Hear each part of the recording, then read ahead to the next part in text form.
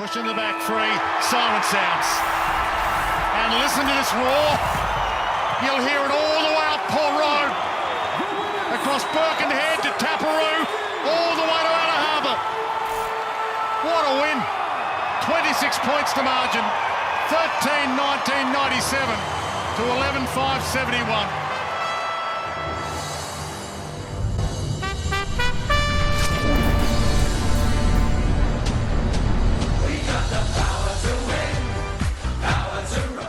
Alrighty, hello and good evening and welcome to the CREEDCAST, or the CREEDCAST for some. Every week that we get to join you fine people on the CREEDCAST is always wonderful. We love hanging out with you and talking results. Often this year there have been results that have been a little bit trying to get through, but we love doing this with you. This week, however, it is just an absolute pleasure and a joy, and I'm just so giddy to be here to talk to you all with my good friend Jamie about your Port Adelaide Footy Club winning the unwinnable showdown. Backs against the wall. I was being a bit of a pest on the hill, and I asked a few Crows fans as they were leaving quite early during the fourth quarter just how they were losing this game. 5 of them ignored me. 2 of them gave me a smile and understood the banter. 3 of them told me to fuck off, and 1 said, "You've kicked more than us, you cunt." And I said, well, no, I'm glad you can count. So, yes, we won the unwinnable showdown, backs against the wall, one of the biggest upsets in showdown history. And your Port Adelaide Footy Club put on a clinic. It wasn't even close. The scoreboard is flattering to the Adelaide Camry Plastic Crows. 13-19-97, your Port Adelaide Footy Club to Adelaide's paltry 11-5-71. Jamie, I don't even know. Just good evening, mate. I love you. Welcome to the show. Let's talk about this game forever and eternity.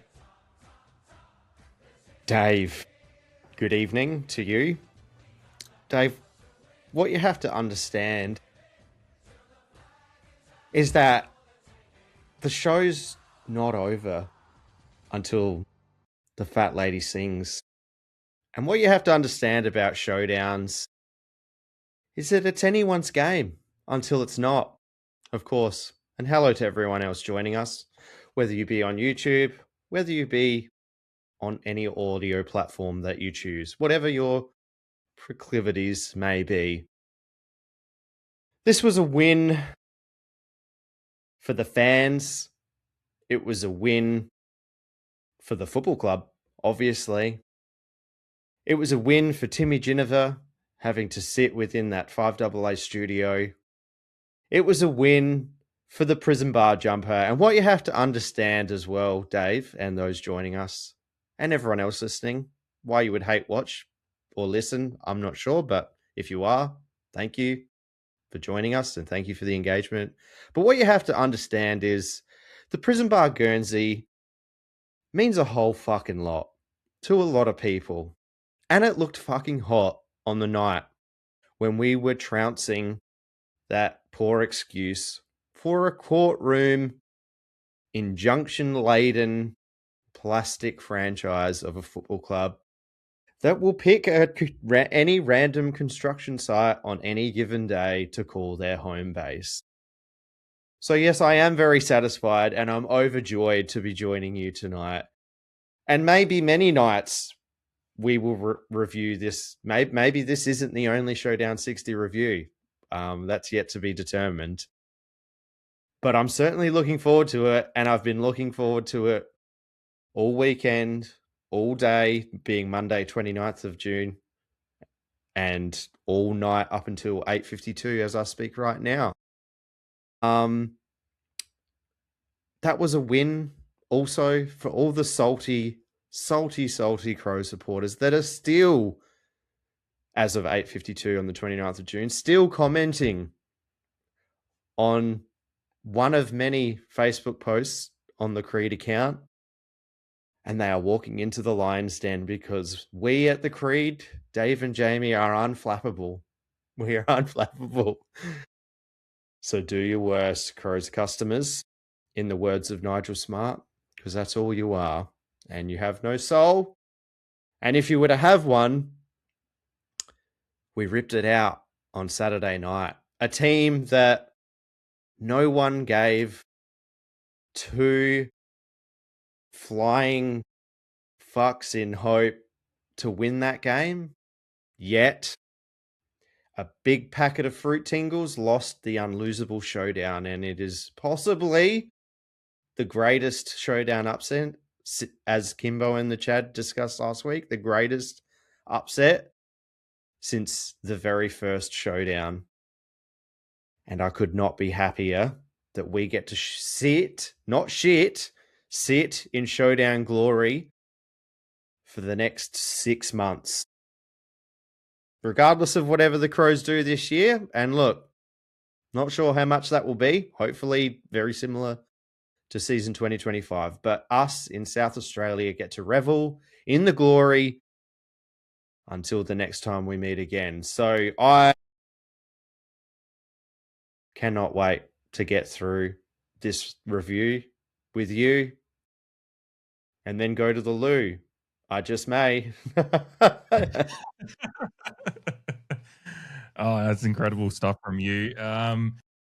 Yeah, I mean, you touched on it there before, and I think it's a good place to start. Just how incredible we looked in those Guernseys on the night, and there's a part of me going into the game, just there was a lot of talk, obviously, a lot of honouring of the 1914 Invincibles, and it's it's great stuff that the club does in this, and in being able to bring this to the fore, because there's a lot of people. There's a young person that works under me at my workplace of work who said that who's a Port Adelaide fan, and he said when the Guernsey stuff came out, and I think my dad joked about, he wouldn't have any idea about the history, and the young lad went, "Oh, it's good. This Guernsey coming out has I've learnt about the history through this process that the club's engaged in." He took some interest in it, read the stories, and now knows a little bit about the 1914 Invincibles. So that was a great lead in. There was that concern for me, obviously, going in. Look, I'll be honest, even as we sit here at this moment, we were all still a bit trepidatious about this one. And my caption on the game day post was that our backs are against the wall, but it's a chance for new heroes to emerge. And boy, did they. And I'm sure we'll talk about many as we get through this review. But, the trepidation was like, oh, God, we're going to put in a disappointing performance in this Guernsey. But, oh, man, the whole talk about this Guernsey being a suit of armor, sometimes can seem a bit hyperbolic, but as I was walking out, or stumbling out as it may be on the night, after I well indulged myself with the various libations available at Adelaide Oval, I was my blurry love-struck mind for this effort that we'd put together on the night was just thinking about how, sometimes it seems hyperbolic, but when you watch a performance like that and see the level that some of these players lifted to, both the stars as well as the bottom six, everyone played a part in a small moment at some point on the night wearing that Guernsey, and they wore it with such pride that it really, the suit of armor thing seems absolutely apt in this moment in time. Great point you bring up. When they dropped the announcement earlier in the season, I was straight on the phone to text you my feelings regarding it and my absolute delight that they were picking that Guernsey and then how it looked. But we had only, in my mind, I had only seen the Guernsey. I know Ollie Wines, Mitch Georgiadis and co posed for the promotional photos. But to see, and sorry, just drawing back on that, no, we didn't expect to win. We were realists. I think the best that we could hope for was an honourable loss. And to be fair, it's probably what we did expect. There's always that fear of an embarrassment. But I think that it was one of the more comfortable showdowns I have ever commuted to in living memory, because of that fact that we were such rank underdogs that an honourable loss was, unashamedly so, it was acceptable in the context of the season and the matchup. So it is the most content I have ever been heading to a game of football. But then when they ran out in that outfit, the Guernsey, and we mentioned when we spoke about it after it dropped, I think I mentioned how the Invincibles pylons leave a lot of room for black and how intimidating a just about all black Guernsey is, for whatever reason. It's all in the head. But then to complete the ensemble with the black shorts, it was almost like it was destiny that we were going to win that game. And you mentioned the hyperbole, but it is a week for hyperbole. We can be as hyperbolic as we want because yes, we did play our grand final, or we played our preliminary final, and our grand final will be when we receive pick number 1 echelon player in Dougie Cochran. But no, and for anyone who is a grade cricketer fan, you can probably pick up on the cadence that I'm talking with because I love that. I love that podcast, and I love the way they convey a message sometimes. But no, honestly, when they came out in that kit, it was almost like not a premonition, but I felt really comfortable and really at ease. And again, I was straight on the phone to you at how hot they looked in that kit. It looked sensational, and it's the armor that I think was it Nathan Buckley gave it that moniker in the whole prison bar push when they were interviewing different people. I think Nathan Buckley may have mentioned that it felt like a suit of armor, and you played a lot better wearing the prison bars blazoned across your chest. But fucking sensational kit, and what it represented. And I'm glad that you brought up that point about your co-worker, because that is exactly what it's all about. It is connection to our history and our traditions. We know where we're at. Port Adelaide supporters know who we are, what we stand for, what the current iteration of the PAFC are in the AFL. But by no means does that mean that we cannot respect and acknowledge our history. And that we did with aplomb squared on Saturday night, teaching the newer generations about what it is and where it's come from and what we have done as a football club within this Guernsey. I listened to your preview, and it's nice sometimes to be the listener of a Dave solo pod. It takes me back to 2021 all over again. And I am quite upset. I had a lovely night with my beautiful partner, Lucy, and it was nice to be child-free for a couple of hours. But just not being able to acknowledge my feelings before the game, not knowing what the result would be, but now getting to do it in retrospect, but also with the 4 points and the Showdown win in the bag. The Guernsey and the kit couldn't have looked any better, and we couldn't have done it any more justice on the night in every aspect of the football that we played. And I'm glad that we get to bring our own fans along, like you said, in the next generation of Port Adelaide Football Club fans. But not only that, whether they liked it or not, Dwayne Russell was giving everyone in the country a history lesson. And that's an aspect of our push for wearing the prison bars that I was excited about, because it also attached a story to the Showdown. Occasionally we'll get the Port entry or failed entry into the AFL. I would also like that reiterated, and the fact that the VFL wanted Port Adelaide before anyone else in SA in the VFL when they were extending it. But I love the storytelling aspect of it, because that whether we like it or not, we're continually going to be gaslighted, particularly by two specific football clubs, one in South Australia and one in Victoria that happens to have similar colours to us. But we are going to continually be made to justify, explain ourselves. Not that we should fucking have to, but it's just the reality of the circus that we find ourselves as a football club playing in. And that's okay. I'm more than happy to discuss the story, as I'm sure you are. And Dwayne Russell was. And Ken Hinkley. I live for that shit. And couldn't be more happier for the boys as a whole. But to do it in that on the night, and I believe our first win in the prison bars since we made it a regular occurrence, if I'm not mistaken. No, we did win. So we won the second one of 2024. 24. Yes. Okay. My mistake. When Houston's last game, when Houston knocked Of out course. Yeah. How could I forget? that? And And like, I have the famous image of sorry. Ollie Wines pointing at his teeth post game, like wearing the bars, and he's doing the pointing at the teeth, smiling thing, like after the game because of all the it's all Kelly stuff. Yeah. It's all coming back to me. Yes, of course. How could I forget?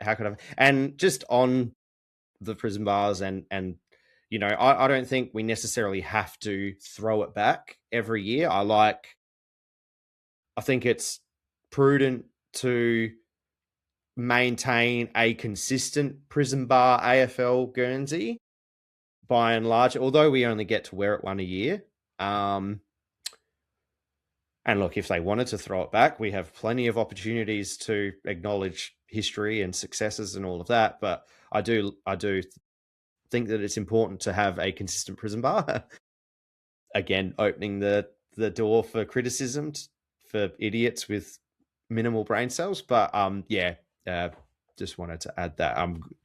But whenever they want to throw it back, such as the Invincibles, and like what a combination of topics. Invincibles, winning the unlosable, like this is going to fuel me for the rest of the year.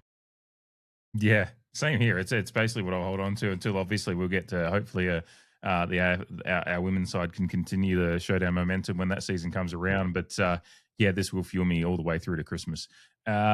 Just one more note on the throwing back things. I've already had the thought I wonder next year, because it'll be 50 years since the drought-breaking 1977 premiership.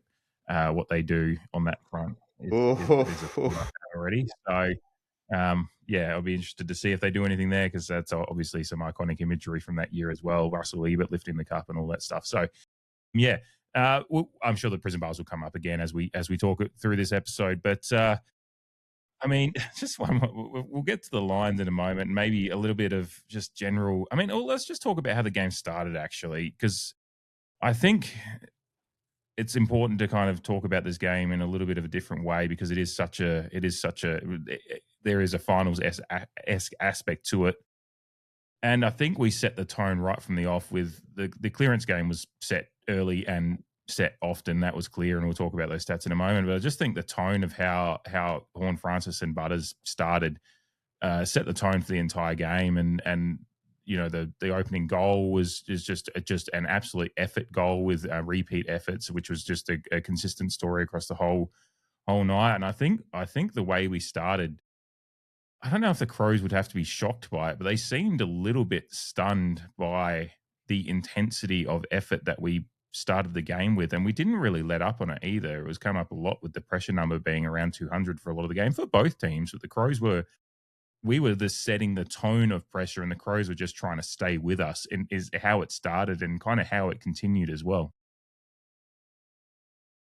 That's absolutely right. And one of the things that I was going to bring up in the preview was that across the previous 13 years, we became accustomed to, and the AFL community became accustomed to, Ken Hinkley and his emotional roller coaster type nature of the way he coached our football club. And, you know, sometimes we would lose games that you probably thought we should have won, but then he could also get us up for the games that you didn't think we would win based on emotion. Now, I think one early sign from the way that Josh Carr is coaching us is obviously more level-headed and less emotionally driven. And I think for the long term, that will hold us in good stead. But what I was hoping for is that for one night in the season, being the Showdown, the second Showdown of the year, no more the Showdowns in a microcosm. That's it. Second one, done. I was hoping that he actually tapped into the emotion of it all to drive our players, knowing that, and I've got written here as a reminder, we made 5 changes to the side. Now, Kim Dillon made a good point on SENSA this afternoon. Like, how many teams making 5 changes win games of football? And a lot of these are based on form and injury. Usually clubs are doing it if they're going pretty poorly, or a hit with a pretty ugly stick of injury, and it's rare. Putting to aside the days where Ross Lyon is benching 10 players the week before finals and such like that, but generally people know where I'm coming from. How often 5 changes nets a win in the return one, and I was just hoping that Josh Carr changed tack just for this moment for us. And another thing that I'm grateful for, and clearly he did, and he's attested to the fact that he tapped into the history and all of that, and to spur them on, but also acknowledge the fans. That's for the fans. The jumper is for the fans. Couldn't be any more grateful. And then to go back to the topic that you brought up, when Ken Hinckley's saying that he could see it in Jason Horne-Francis' eyes and Zach Butter's eyes before the game, that they were like a bull in a gate, that whatever Josh Carr did throughout the week came to fruition, like you said, in the early stages of the game. The Crows were benefiting from goal conversion inside 50. I mean, I think at one point we had 7 scoring shots to, I think, 1, was it? Or 2? I can't quite remember, but it was a total mauling, like you said. We absolutely set the tone for the game, and the Crows looked shell-shocked, albeit all early doors. They still tried to maintain their own game plan, and unfortunately, they went forward and scored some general play goals. Obviously, one which was pretty low percentage with Rochelle, and it was nice to see that he checked out of the game after that. But again, that's probably going into some line stuff. I totally agree with what you said. We set the tone, and it obviously came off the back of a bit of a rile up from Josh Carr and the coaching team as a whole. It absolutely did. And I think Josh Carr and Butters spoke to it after the game as well. Just kind of mentioned it's hard to avoid the talk in a town like Adelaide when it's Showdown week, as and to what the and Butters spoke about it at length with Kath Logden in the post game on Fox, basically everyone had written them off apart from themselves, and they heard that, but then I mean, I said it in the preview last week, and we've said a lot of times this year that our structure holds us in good stead against any opponent. Now it's all about our conversion, and then just some of our disposal efficiency at times as well, and just how well we use the ball. But in a game like this, you can take a little bit of, when you just set up right, the way we set up, obviously our off-ball defense is, best in the league basically. And we just adjusted a few things across the game as well. We marked the ball more again in this one, which was something that we kind of had gone away from a little bit in some recent, when some of the downturns in our form have seen us mark the ball 20 or 30 times less in a game than we had at the times when we're marking the ball well. We took 100 marks in this game, and we averaged 100.5 for the year. So we're right on our average for the year again, rather than being, 70 to 80. So we just tried to control the ball a little bit more. And I think Hinkley brought it up a couple of times earlier, just being like, this may be the time you want to press a little bit more. But I think we just made sure to fill the game out a little bit. But whenever the Crows got the ball, they didn't have a whole lot of time on the ball. The pressure, the tackling pressure, there was multiple moments in the early doors in the game, and it continued throughout, where sometimes, a player would get the ball, a Crows player would get the ball, and have, I think at one point there was a beautiful moment where Lear and Lai just gang tackled one of the, I can't remember which Crows forward it was, but they just kind of just dual tackle, and they just weren't relenting from those efforts. And it's something that you sit there and go, oh, why can't you see this every week? And I think we do see a bit of this every week. It's just that it all kind of came together a little bit more or less in this game. It coalesced. It wasn't perfect. Disposal efficiency for the game, we're at 64.4% versus their 69.7%. But we were probably a little bit more decisive with, we have 30 less disposals, but we have 220 kicks to 86 handballs versus their 198 kicks to 135 handballs. So handballs generally, not like always, but disposal efficiency for handball receive, hopefully is, so the Crows are probably we're taking a lot more chances with a lot more kicks, like with almost a 2-to-1, or 3-to-1 kick to handball ratio. So our disposal efficiency being mid-60s in a game like this where we're doing a lot of things right, is working out okay. And we took the game on, kept the pressure on when they didn't have the ball, made them go, kind of didn't give them the corridor, and it worked. And it's just like, effort. We've said it a lot in this podcast, effort and intent and just pride in the jumper. It's all, again, the pride in the jumper one's a little bit just kind of an ethos thing, but we've talked, Josh Carr's ethos is seeping into this team really, really quickly this year, backed up by a structure that's working, even if the players at hand are imperfect at times. The structure and the ethos is there, and you saw in this game that if you've got structure and ethos, and then you've got a few absolute superstars that can all do superstar things on the day, and all of our superstars did it, and we'll talk about them when we get to the lines. But if you get all that together, and even a team that was looking at entering the top 4 on the night will suddenly look like they're the 15th place team. You're exactly right. And it's something that we discussed post Gold Coast at the end of last year. And it may have been ringing in some of these players' memories who played in that game. Or such as Ollie Wines was definitely around the game. Sorry to interject for a second. Butters actually brought it up at the end of the game when Kath asked him about games, the emotion of games he's played in. He said, "Oh, look, Ken and Boki's last one last year was pretty, but this one's right up there." So he made a direct comparison to that game.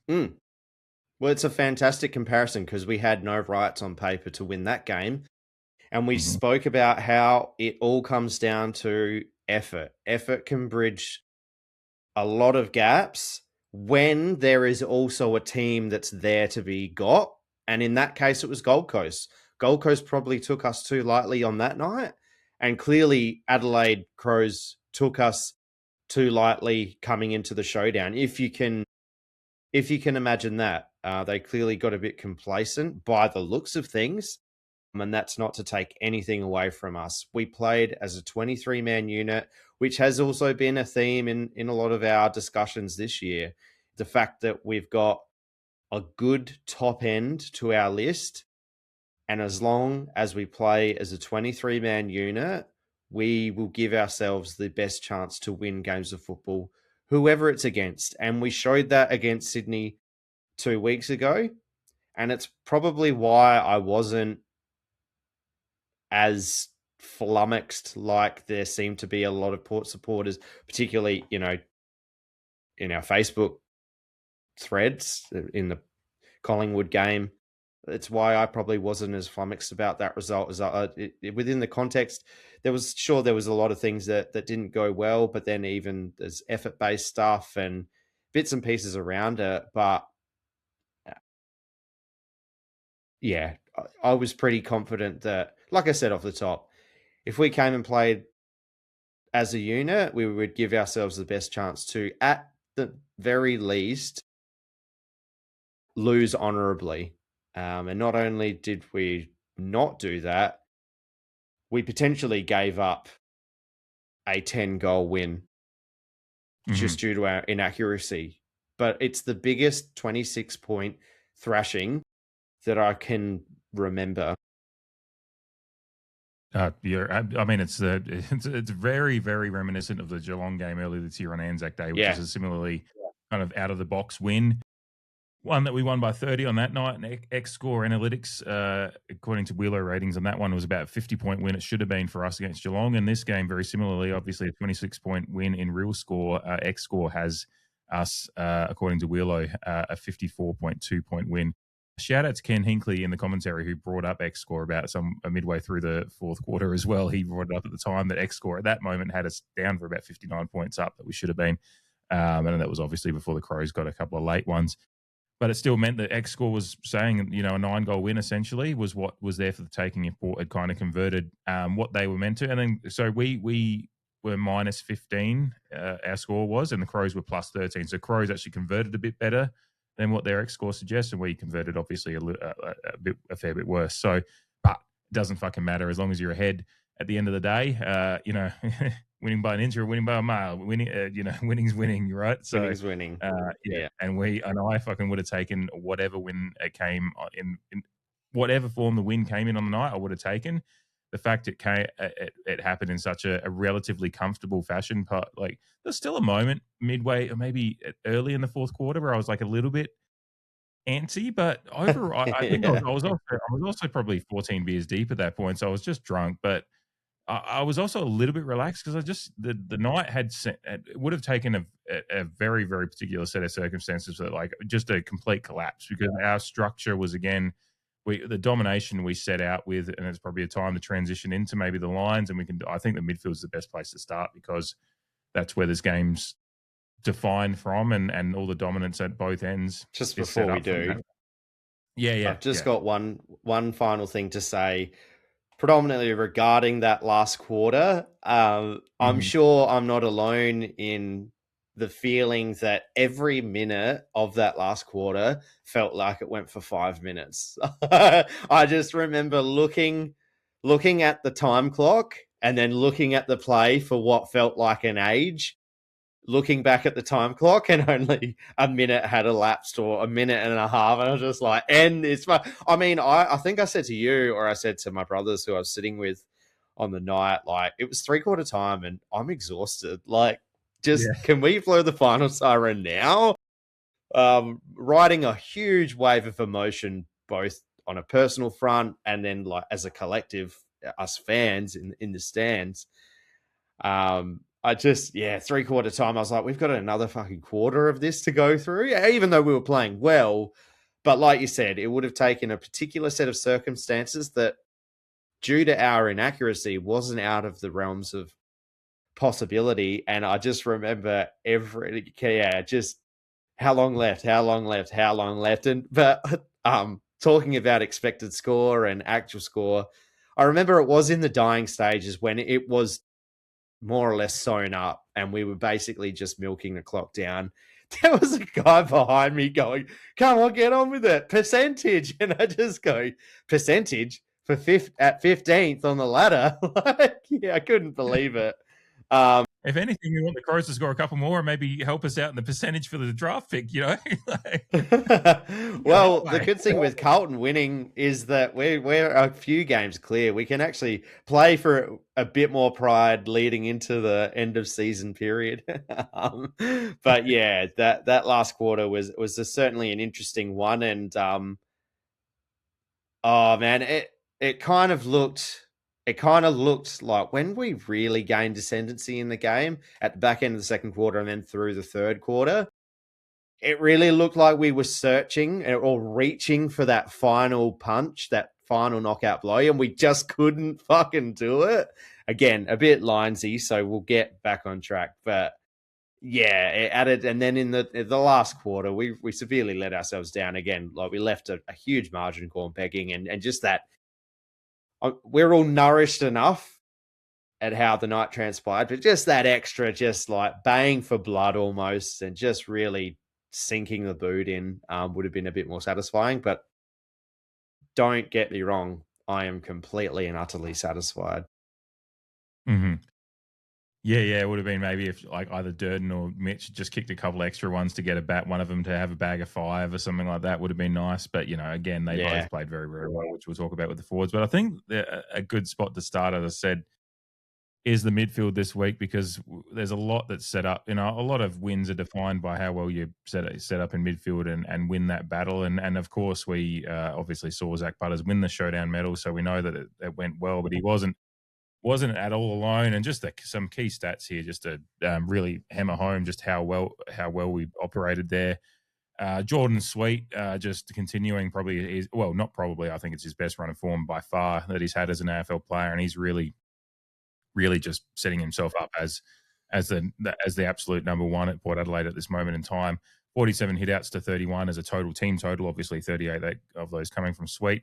The clearance numbers are incredible, 42 to 22 in total clearances, and it's a plus 10 advantage from each clearance metric. Center clearances 16 to 6 and stoppage 26 to 16. So when you can dominate those areas that well, It means field position battle is being won by you. It means the Crows are having to fight through our defense, basically going to have to spend a lot of time fighting through our off-ball defense setup, which is obviously through mid. They're going to be able to go work out their way from halfback, back lines, come through our setup. That's when we don't have the ball. When we have the ball, we've got Jason Horne-Francis and Zach Butters, ably supported by Willem Drew, Ollie Wines on the night, Joe Richards, a lot of players doing some good work in the midfield and handball chains and all that. But it's set up because we get field position dominance and possession dominance as well. I mean, we possess the ball for 46% of the match versus their 36%. We just, even that's why I always find disposal metrics interesting because, the Crows have 27 more disposals than us on the night, but they possess the ball for 10% less of game time than us. We 46% possession in a game of AFL footy is pretty good, and when you hold a team that's fighting for top 4 to 36%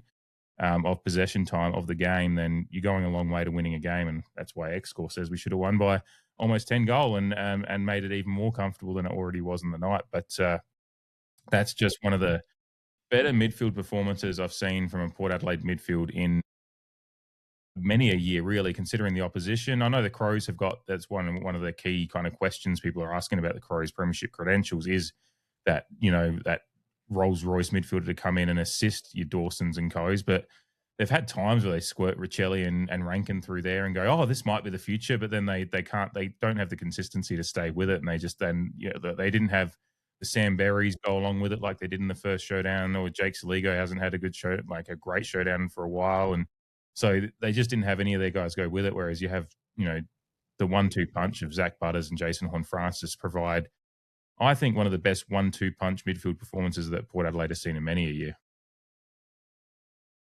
I've actually got a note here to say that was probably the midfield performance that we've been waiting 18 months for. I know we came into season 2025 and we purely just said our midfield alone will get us to eliminate. Well, I know I certainly said an elimination final berth in season 2025, our midfield alone being that good and that deep with talent. So we thought that will hold us in good stead. It didn't happen. We had a horror show of a year through injury. We all know what happened in 2025. It is what it is. But we still came out of games scratching our heads as to why the midfield wasn't getting it done. And then even in games this year, provided and acknowledging that we've performed very well as a side, particularly one who's sitting at 15th this year, but we've still come out of games this year going, our midfield is a lot better than this. Why can't they get it done? Or why are we deficient in these statistics versus this team?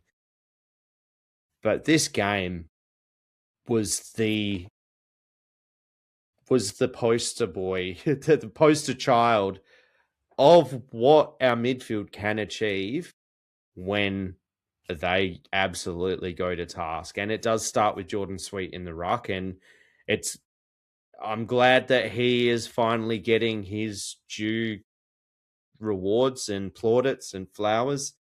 Obviously, we watched First Crack last night, and as part of the wrap up, they specifically spoke about Jordan Sweet, and you mentioned his form and his standing in the game at the moment. The statistics back up that he's the number 2 ruckman for, I think, the last 6 weeks or 2 months of football. Mm-hmm. And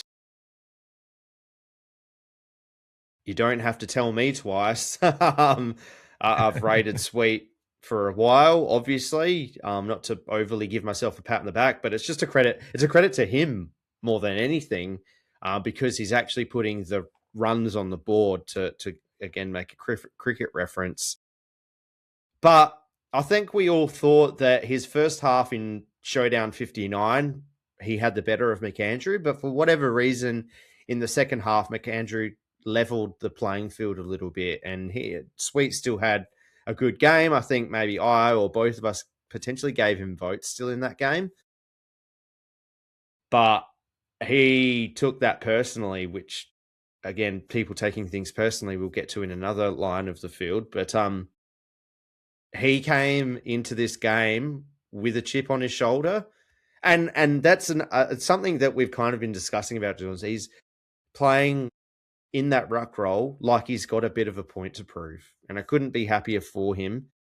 He gave Lockie McAndrew, who is having a good season in his own right, he gave him an absolute bath.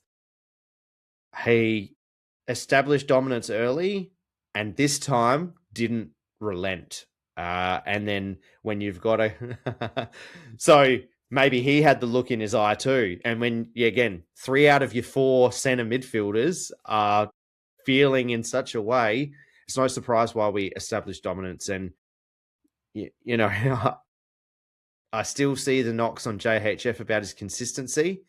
And I think anyone still questioning JHF from an output point of view or a consistency point of view, without the nuance of his preseason and his entry into the season, I think you just got to get another dose of reality quick smart, because I think the statistics show that after round 5, I think he's the 28th rated player in the competition. Yep. Which is a phenomenal effort and a huge growth. He's a 23-year-old, keep in mind as well, and absolutely our future. Zach Butters just could not have played a better game. Or if you wanted to nitpick, you could. Disposal efficiency is something that he brought up as a whole, as a team. Both JHF and Zach Butters' disposal efficiency doesn't look that great on paper, but games aren't played on paper, and we all saw the impact that they both had. And on the flip side, when it comes to the Adelaide Crows, like you said, they just weren't prepared for what was coming at them, or they didn't prepare. The coaches didn't prepare them adequately enough. They're getting fair criticism for, I think, James Peatling spending 4 minutes or 14 minutes in a total of 103 that Zach Butters was on the field on Zach Butters, when I think we can all acknowledge that I think he did a fairly good job at quelling the influence of Butters in the first showdown, which makes this game even more mind-boggling as to what they were going for. And Matty Nix, he's also getting his due criticism with his post-match press conference in regards to Zach Butters, which I'm all for. Yeah, it's they're eating their own. But yeah. Oh, and it's sweet. It's so sweet to the taste. A nice bottle of Chianti and some fava beans. I've got that the wrong way around, but it doesn't matter. Hannibal Lecter fans will understand where I'm coming from. But yeah. That was weird. Someone's going to clip that. Lean into it. Lean into it. Yeah.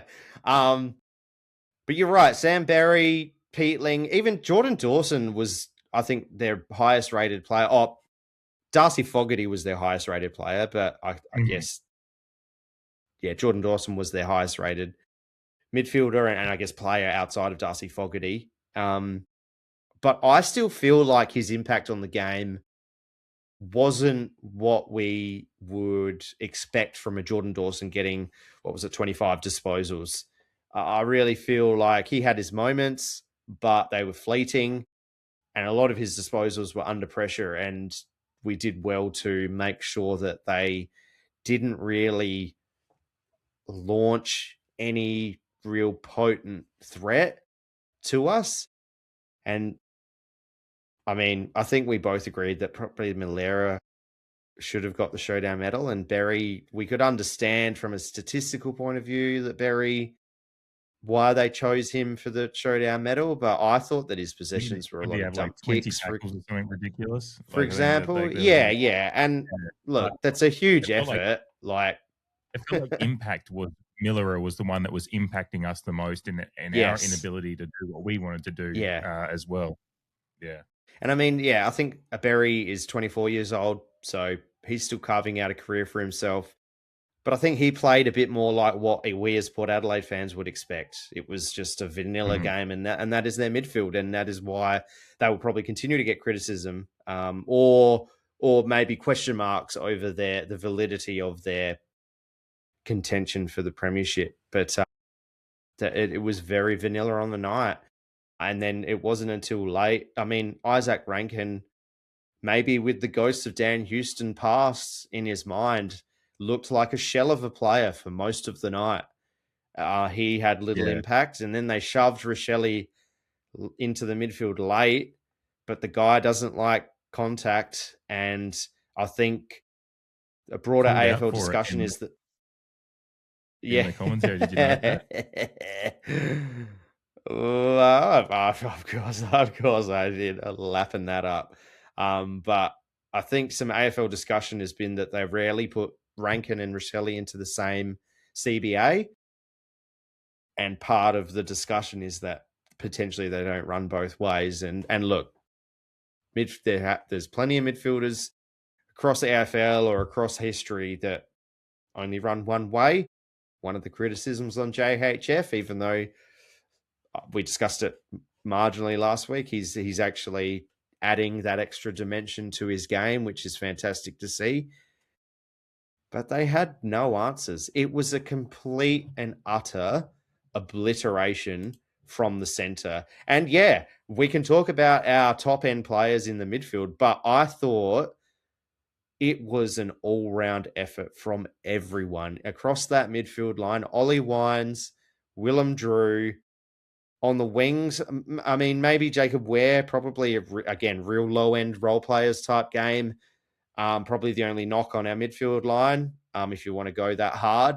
Jace Burgoyne, obviously effectual because he's put a couple of goals on the board and one of the proponents for a pull up your socks so that we could see the stripes along with JHF or Jeff as we have come to call him. But there's a personality on TikTok and Instagram, Davis Jarrah, or Jarrah Davis, I believe is his name. He put up a breakdown of our midfield dominance and just some of our positioning, but then he put up Wheelo ratings at the end at stoppages. And for anyone familiar with this, ruck contests are even, obviously, because we go to the same ruck contest. Oh, I guess there are those rare occurrences where there's just like one ruckman, whoever it may be. Yeah. No Adelaide ruckman. But hit outs to advantage, hit out to first possession percentage, first possession to clearance percentage, clearances and center. All imports favour. And again, this is a performance that we've yearned for. And Saturday night was the night to do it, and we did it. And it took a collective effort. Willem Drew had a good balance to hit the positive, the offensive aspect, and the link up. His clearance in that first quarter, in conjunction with JHF, was sublime. Really happy for Willem. But then again, they tapped into a bit of that defensive strategy, and he got to ply his trade there.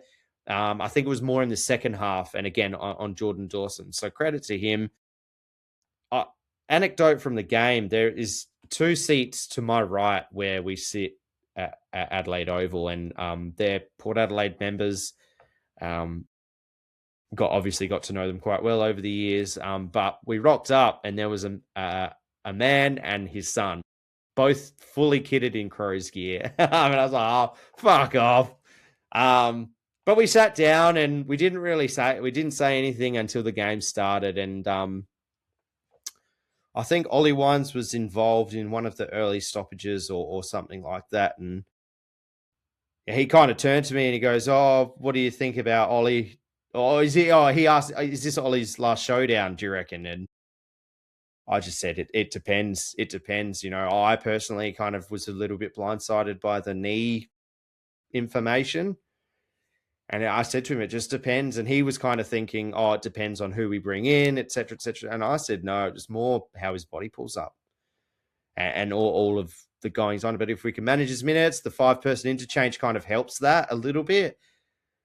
But that's just an anecdote. And actually, as it turned out, he was a friend of, his wife's a friend of one of the people that we sit in. And he was, for a Crow supporter and his young boy, we had many amicable conversations across the night, and obviously it helps when Port Adelaide are on the positive side of the ledger. Not that he was parochial to the extent that I definitely am on most occasions, and it probably helps me quell that a little bit in conjunction with the low expectations for the game.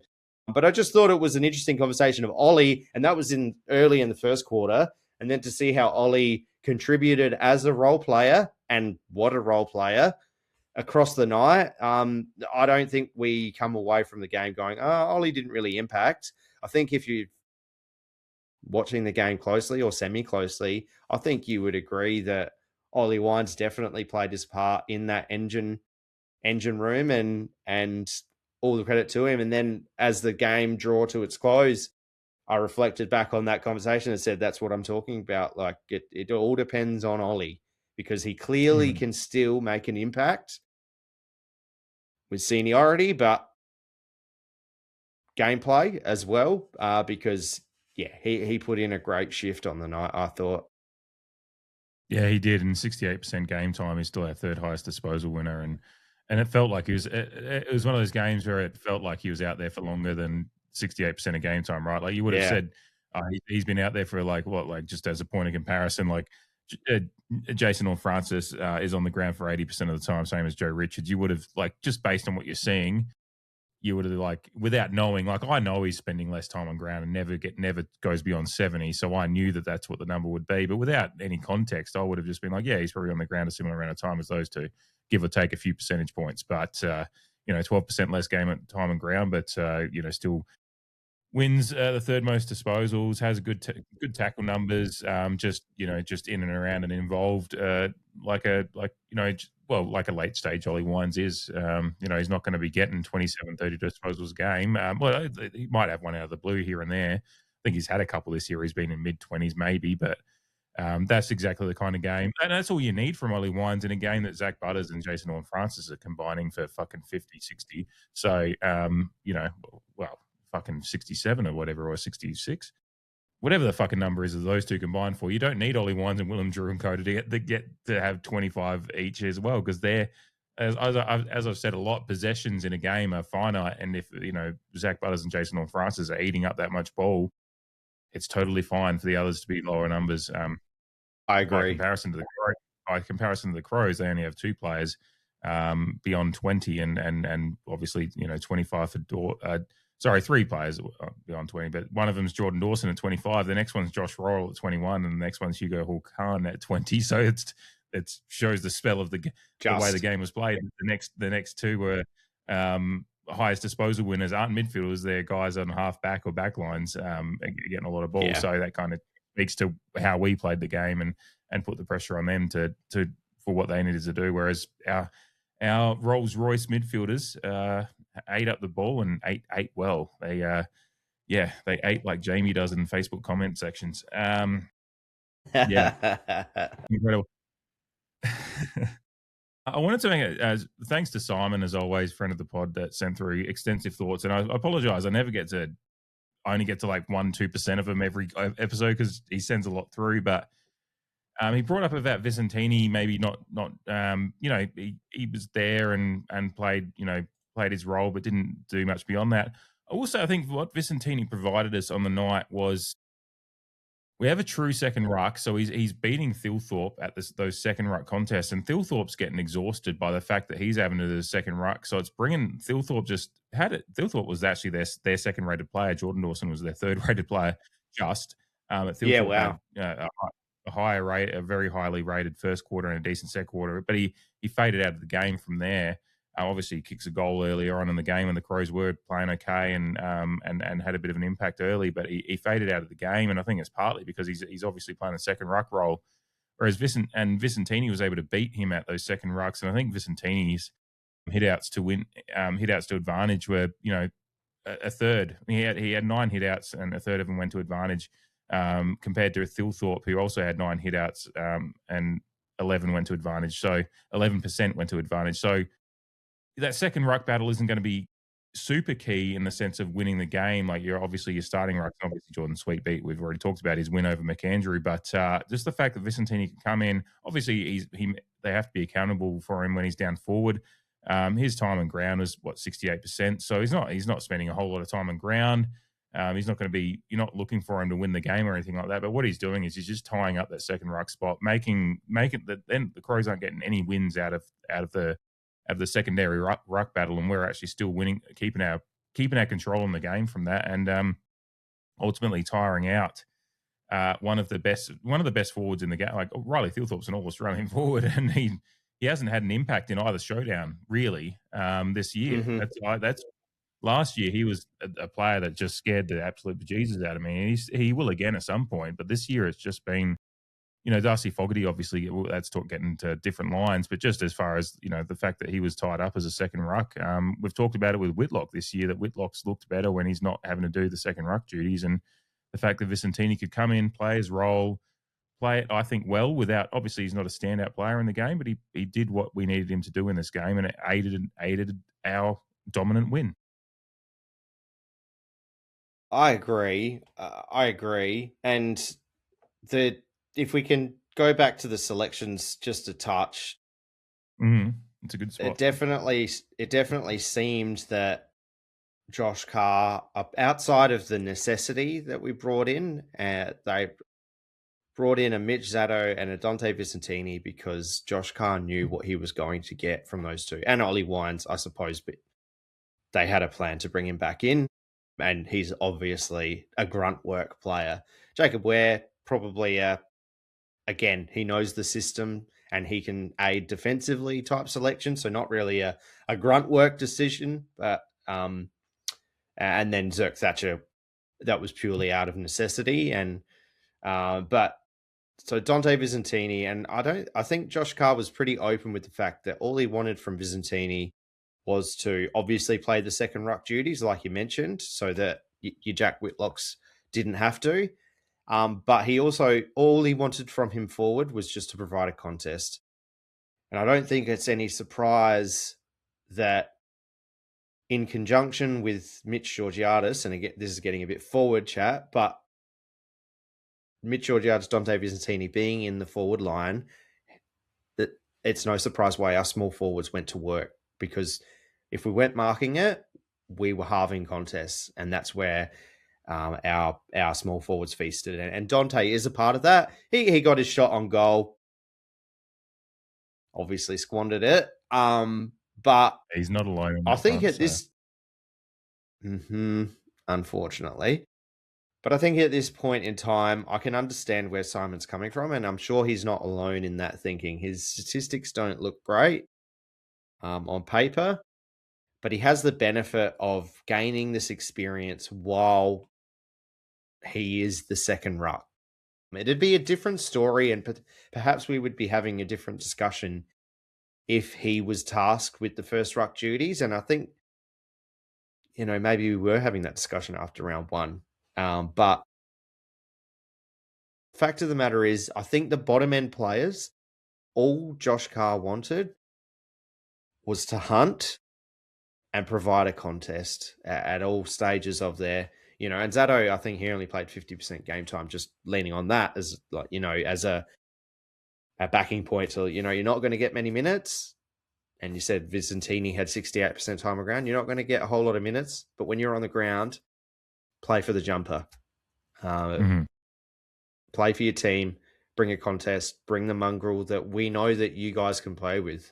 And back to Dante, I think he did that. And you're right, the impact that it has, and it was spoken about in commentary on Riley Thilthorpe having to, compete in those second rucks against a genuine second ruckman as opposed to a chop out. We'll wore him out to an extent. To what extent, who knows? But it was enough to quell his impact on the game in our defensive end. So there is value between the lines, vis-a-vis reading between the lines. And so I think we have a benefit there. How many more games Dante plays for the rest of the season is left to be seen, but the benefit that we have is that he provides a contest, and that's all. But if that's what the coaches are asking from him, then I suppose that's all he can do. Yeah. One more note, midfield-wise, obviously, Jack Lukosius, who does play the showdown, even though he was one of those ones out of that Collingwood game, we were probably a bit concerned, wouldn't. It's not like a stand jumping off the stat sheet game, but he has 10 disposals at 50%. absolute howitzers or ICBMs like launching forward. And I think Dwayne and the commentary were touching on it at one point. Just the trajectory of his kicks and the pace of them is a real, and that's something that we've talked about as well. It's like there is an art to how your hang. It's you talk about it in NFL parlance for punters in the opposite way, hang time and all those things. But the way a kick travels through the air and the penetration, and he again had one of those games. He had out of his 10 disposals at 50%, he has the five score involvements in there. So he's you have to be accountable for him.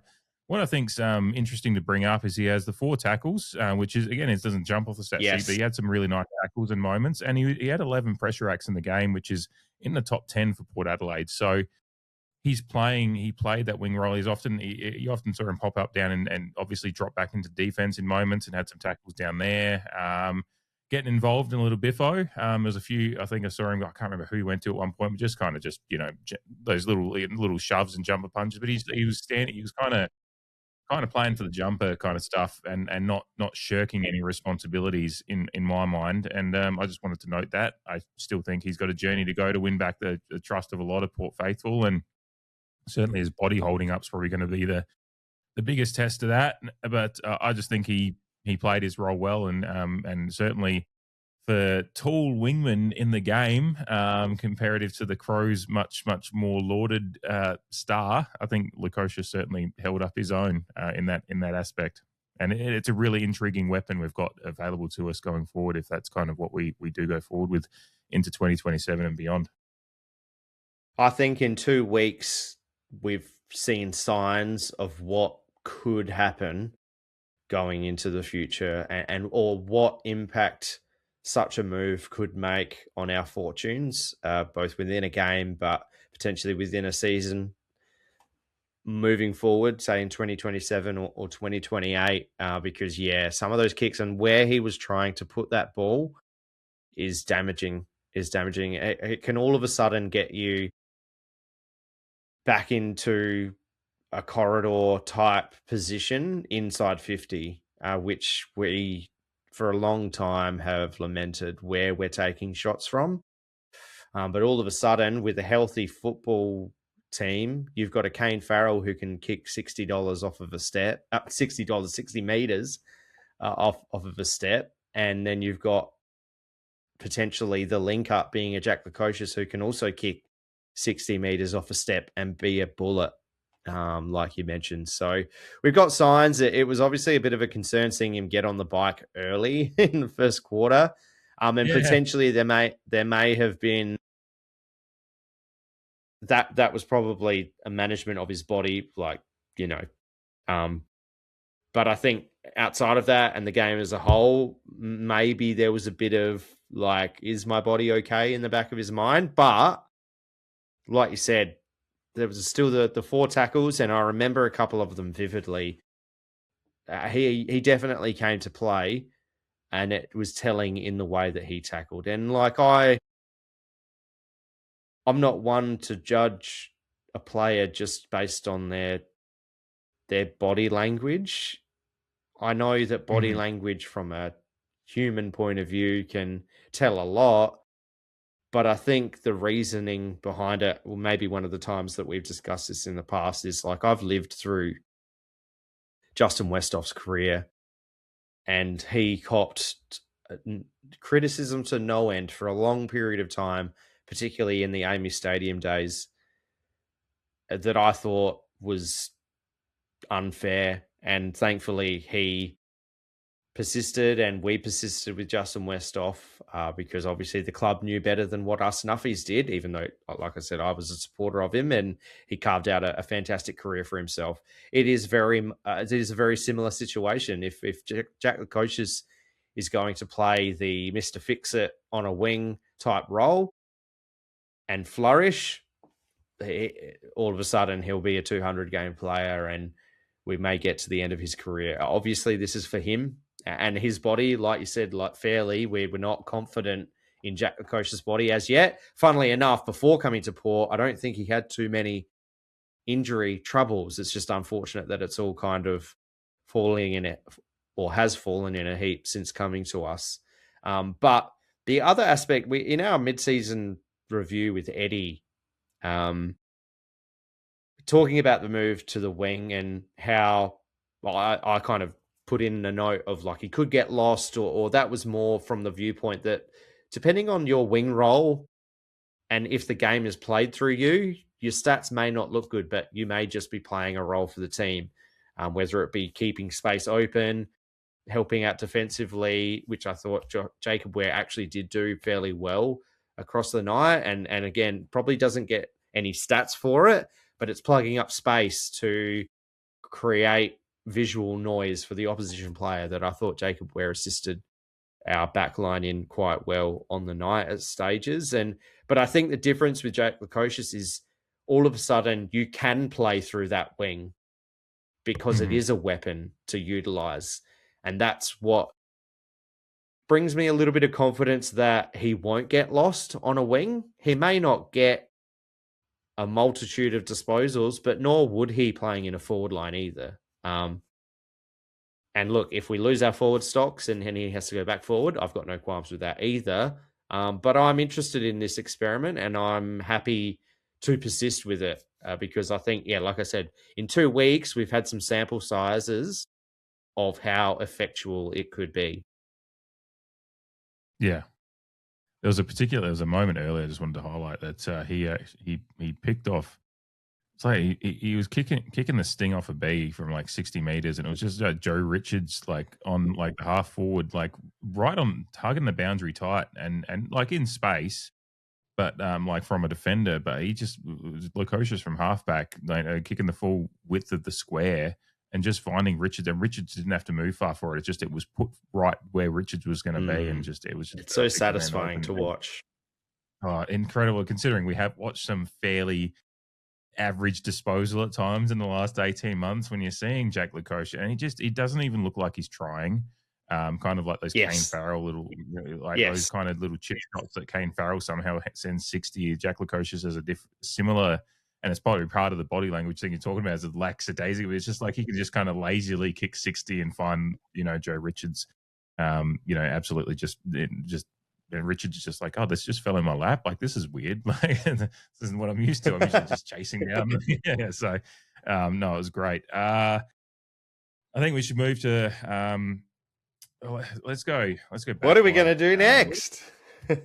No, let's talk about spoiled for choice. Another 3 hours. No, let's go to the back line because I want to talk about there was a couple of Joshes on the field on the day, and obviously one in the coach's box. But there was one Josh, and it wasn't Josh Riccelli. It wasn't Josh Worrell. If I'm forgetting any other Joshes, I apologise. But Josh Lai is the best Josh in the world, in my opinion. And I am absolutely rapt that the AFL world kind of, the standalone showdown and the job he did kind of has got the world talking about him a little bit. I think a lot of people talking about breakout game, and I guess it is as far as public consciousness goes, but I think we've had these moments where we've seen him. He had a couple of incredible games in the past few months that we've already seen this intercept work from him. But the fact he was doing it on an opponent like Josh Riccelli, and I want to call back to give you a massive plaudits, because obviously we talked about the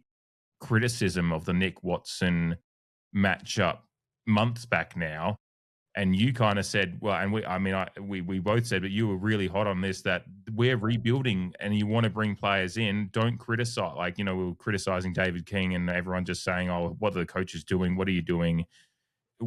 This was all stupid. Do you get the game that Josh Lai has? And Josh, maybe you do, maybe it's not a complete, but like experience matters. And I'm sure there was a lot of talks between the coaching staff and him and how they worked through what happened in that quarter and Nick Watson and positioning and all those things. Josh Riccelli and Nick Watson are 2 different players, but there's also some similarities in the magic they can do and the kind of unpredictability of them. And his positioning and his ability to and the fact that obviously we were making the Crows play our brand of footy and making them play from their back half and try to get through us and make Riccelli have to come to the ball and try to mark the ball more, all things he doesn't want to do because Riccelli doesn't want to do half the work he needs to do. But Josh Lai was just getting position on him time and time again and just taking these incredible marks. And fuck does he look like a football player? He's 20 years old. He's got massive size about him. Already looks decently thick, but looks like he could the body type that can put on a bit more as well, like just build out as he grows into a footy body. And like that celebration shot that I used as the post game final score one, where he's just both arms down to the side celebrating. He just looks cool as fuck, Josh Lai, and he's cool. And he's cool as fuck when he's doing that shit to Josh Riccelli. I loved that performance, and I think that's one of the underrated Showdown performances in Showdown history, when Josh Lai is doing that to a player as mercurial and as popular and unpopular for the Port Adelaide side as Josh Riccelli. When you're doing that to a player of that stature, that matters in Showdown lore, I think. In the words of Larry Emder from yesteryear in The Price is Right, Josh Lai, come on down. And just to put it in perspective, actually, I don't think Larry Emder actually said come on down. I think it was a voiceover guy. But anyway, we move on.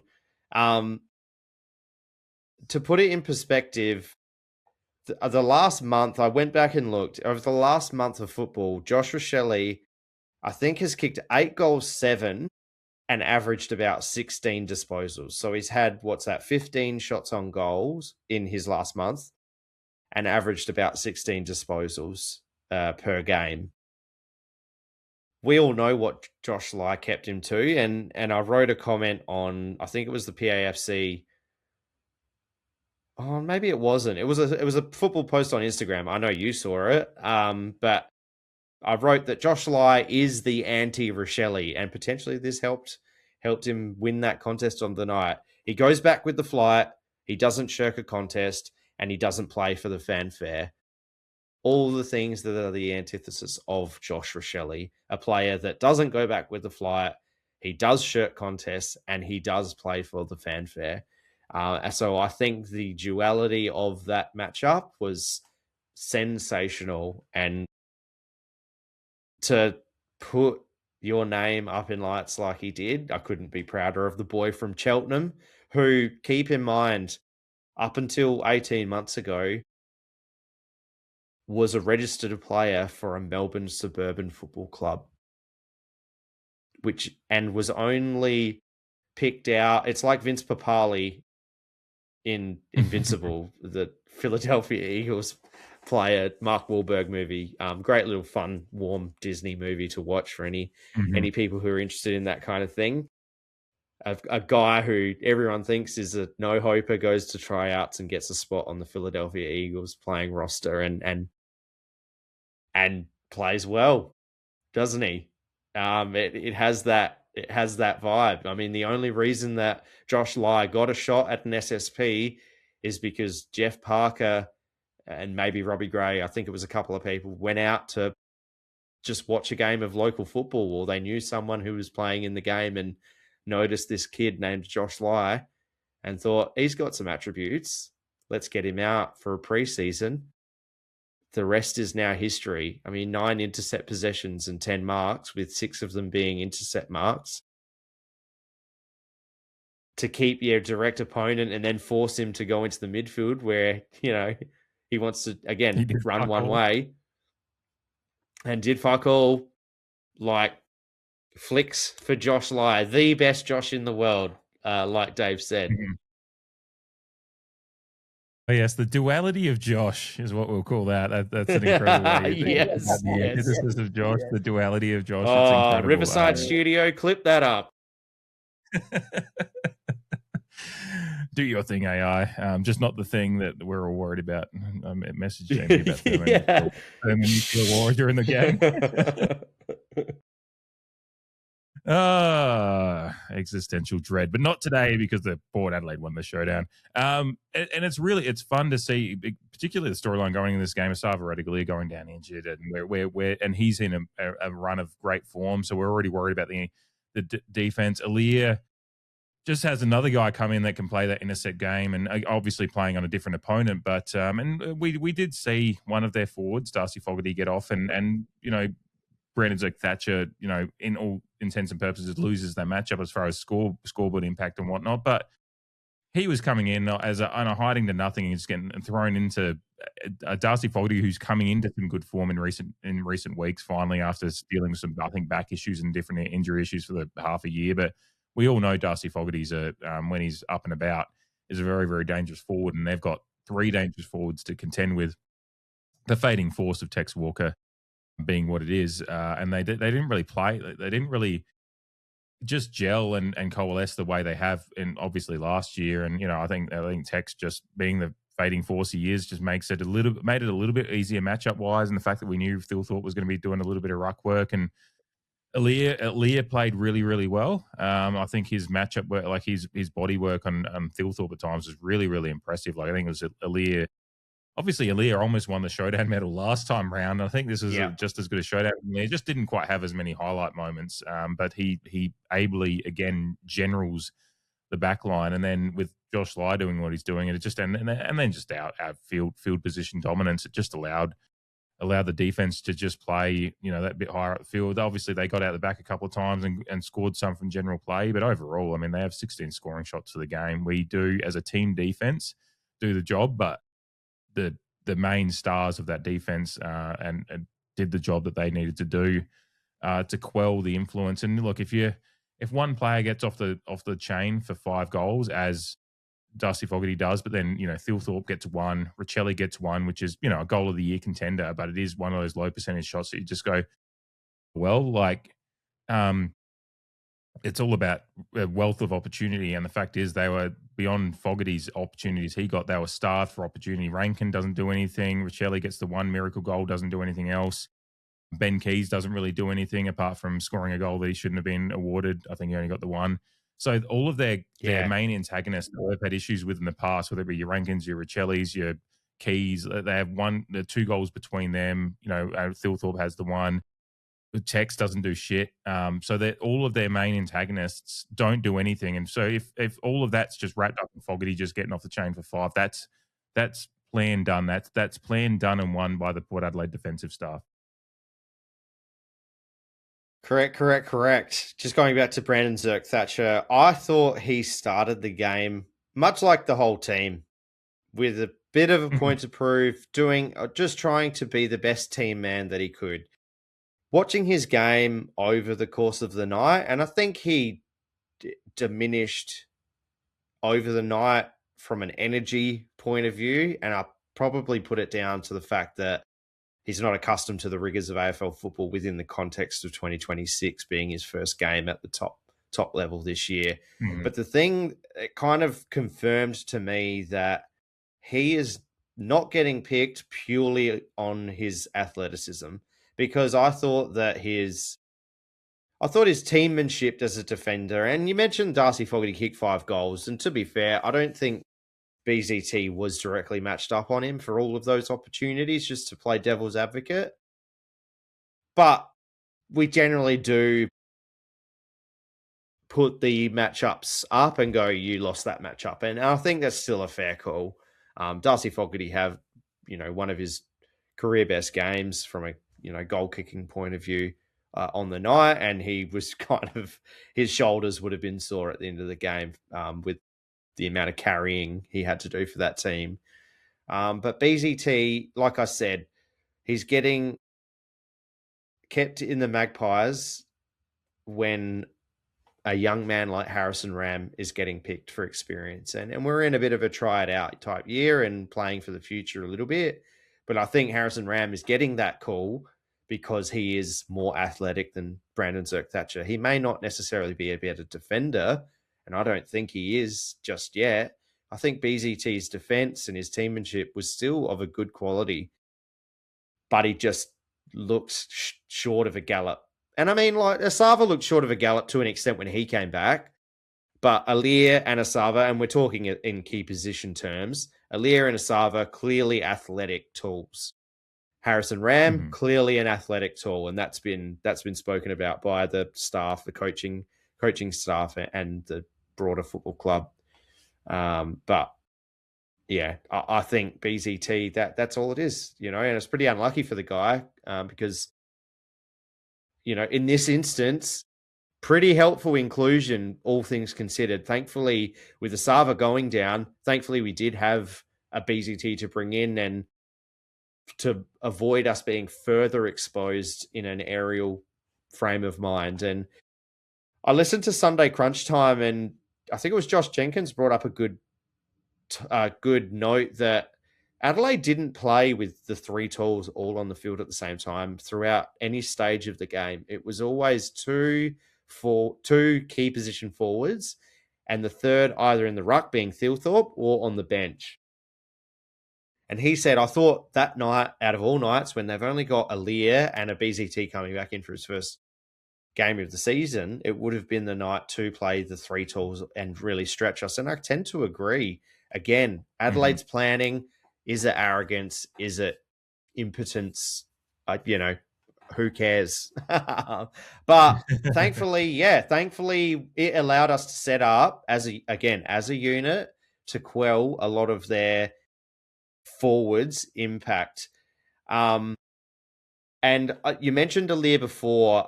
He still had a quality night. He spent his 100% time on ground, which we come to expect. Just under 350 meters gained, 7 marks. But I think the difference was, like you said, he nearly won the Showdown medal. He didn't have as many highlights, but I think another key difference to this game was he didn't have the lowlights that he did even in that first in Showdown 59. He may have nearly won the Showdown medal, but I think we all agreed, well, I mean, there's nothing to agree or disagree on. He cost us a couple of goals just through some weird, poor decision or execution. And I think that while he didn't have that echelon of game that would have got him in contention for the medal, he just played an honest, professional Alir game, and he didn't give the Crows those luxuries, those couple of luxuries that he did in Showdown 59, which I think made an impact and permeated through the group. He led that back line as well as we've come to expect from AA, and Ken Hinkley is red hot on the fact that he could be a second-time All-Australian this year. I think it'll be very interesting come that time of the year, because I think the way that the team's gone, and I think while he's still been playing well, it has been, to use the word again, teamman type well. It's been not role player, but like he was hitting some pretty high heights for a lot of the first half of the season.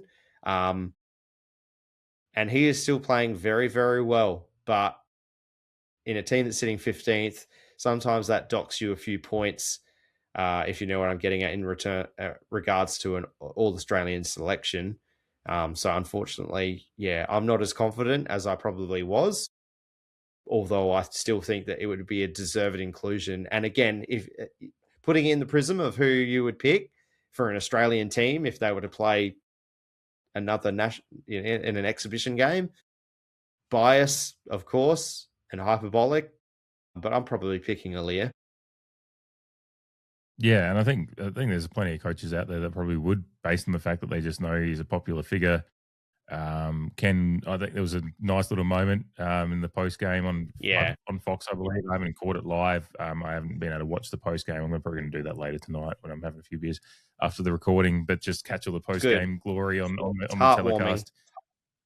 Alir just and having a good moment with Ken after their interview, but then Ken just talking about, just glowing about how he's just one of the best guys to have around a club and just how popular he is. And so you can just tell he's just one of those guys that every coach would love to have one of them in their side, just purely for what they probably provide as a teammate. But when he's actually playing to such a high level where you get an All-Australian chat again in your veteran years of your career, it's really, really pleasing, and we're very, very lucky to have him. And he's quite, not quietly, but I mean, he does go about his business somewhat unassuming at times. He's just going to, when you think back in 20 years or whenever you're kind of reminiscing about passport players, we're all going to sit around a table having a beer and just go, oh, geez, how good was Alir? Like, how much did you love him? Like, just all glow. Yeah, it's going to be generational stuff that he's just going to be one that we remember very, very fondly right at the top of the table there.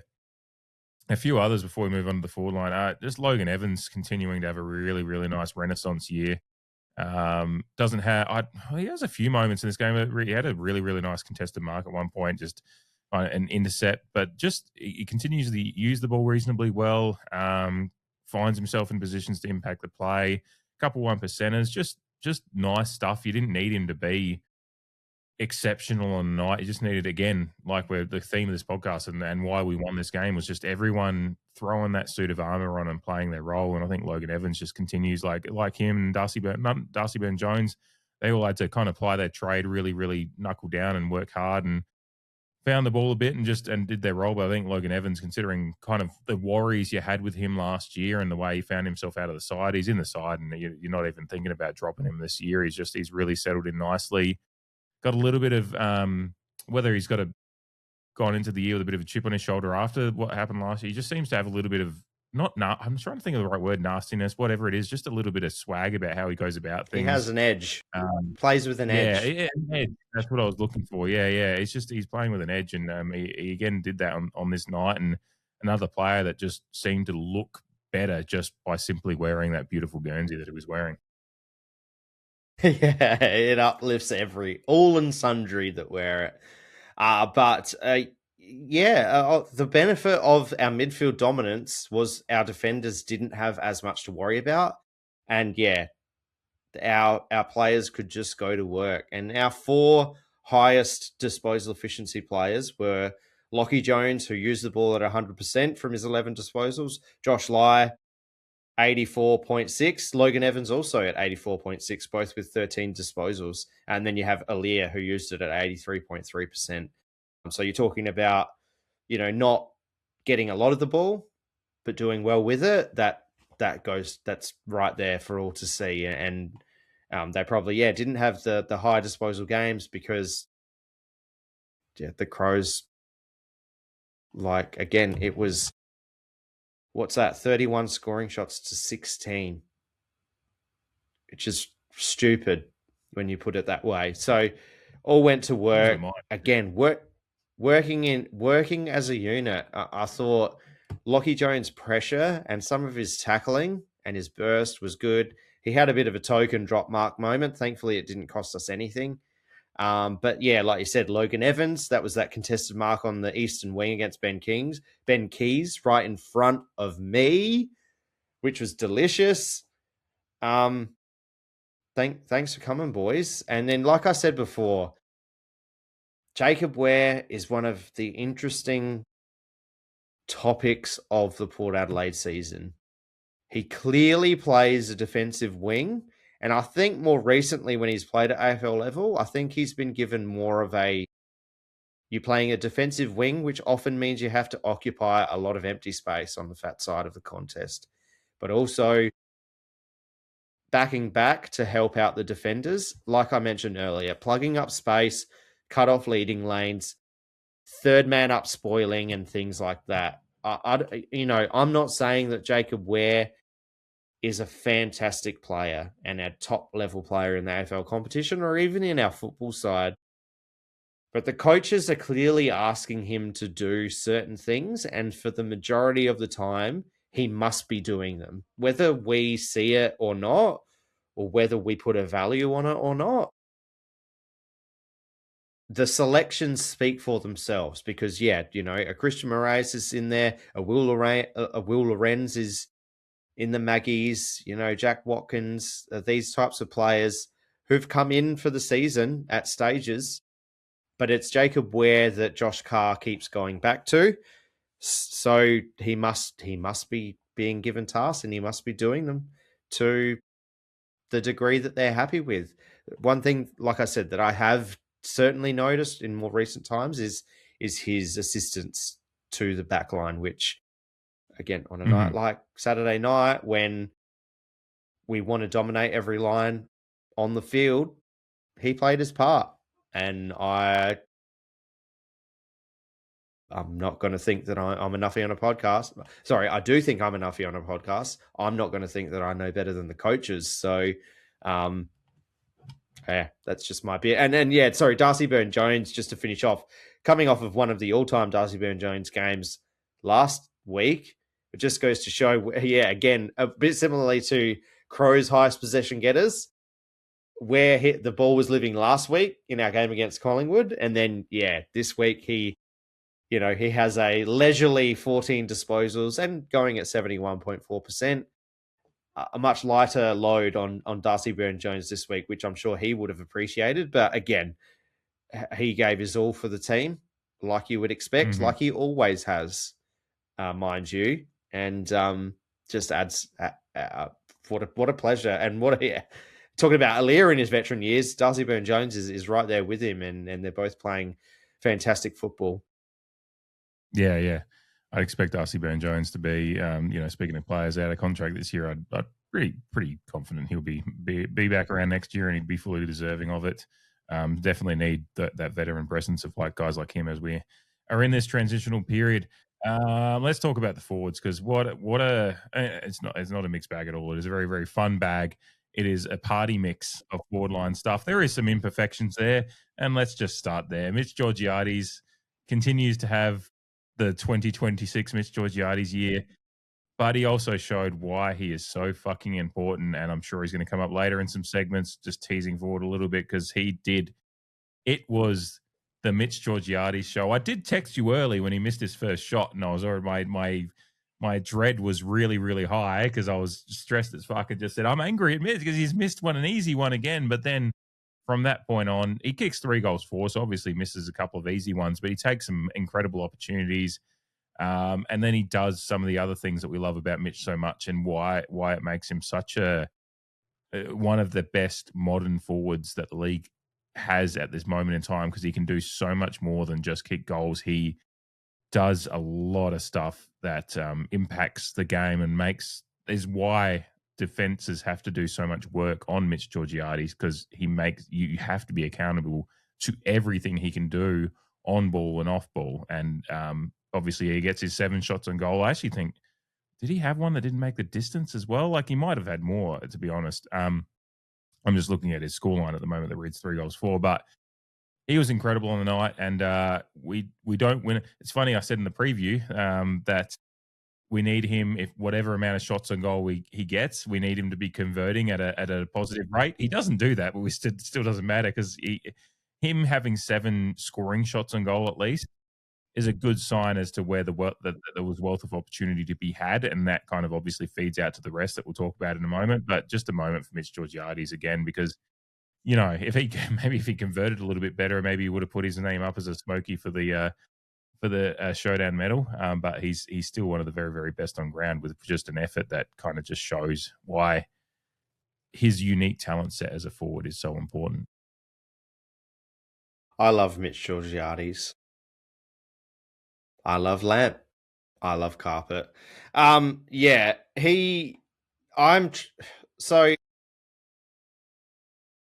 We discussed it last week, I believe. I don't think Mitch Georgiades is going to shake the yips for the rest of the year. So with that in mind, I am going into games from Saturday night to the end of the season just expect, more or less, unfortunately, expecting him to miss and hoping that he kicks the goal. It's much easier on the brain and the stress levels. But also, I'm trying to, that's my dose of copium. But I'm also just trying to still acknowledge and appreciate the work, the craft, the forward craft that he does. And that we love. It's hand in hand. He gets the shots on goal because of the work that he does, in conjunction with some delivery as well. And let me tell you, that Specky, it was written in the stars. You could see it from a mile away. And we, as Port Adelaide fans, were going, yes, we get another Mitch Georgiades Specky, because since his early days, and his ACL, they've been few and far between, a lot more than they were when he burst onto the scene for Port Adelaide Football Club. But it was set up perfectly for him, wasn't it? He had the distance of his defender. His defender was in the right place for the drop. And yeah, whoever, I can't remember who kicked the ball, but as soon as it was in the air, I'm just going, Specky, Specky, Specky. And then we get to cheer the Mitch Georgiades Specky, which is nominated for Remark of the Week. So Port Adelaide fans, make sure you go onto the AFL website and vote for Mitch. And get him across the line because he definitely deserves it. But The yeah, hang and time on it as well was brilliant. Like just yeah, that. it was nice. It was nice. There's a couple of things I want to talk about technically about that. Well, no, let's wait because it's probably going to come up later. Let's just wait on that.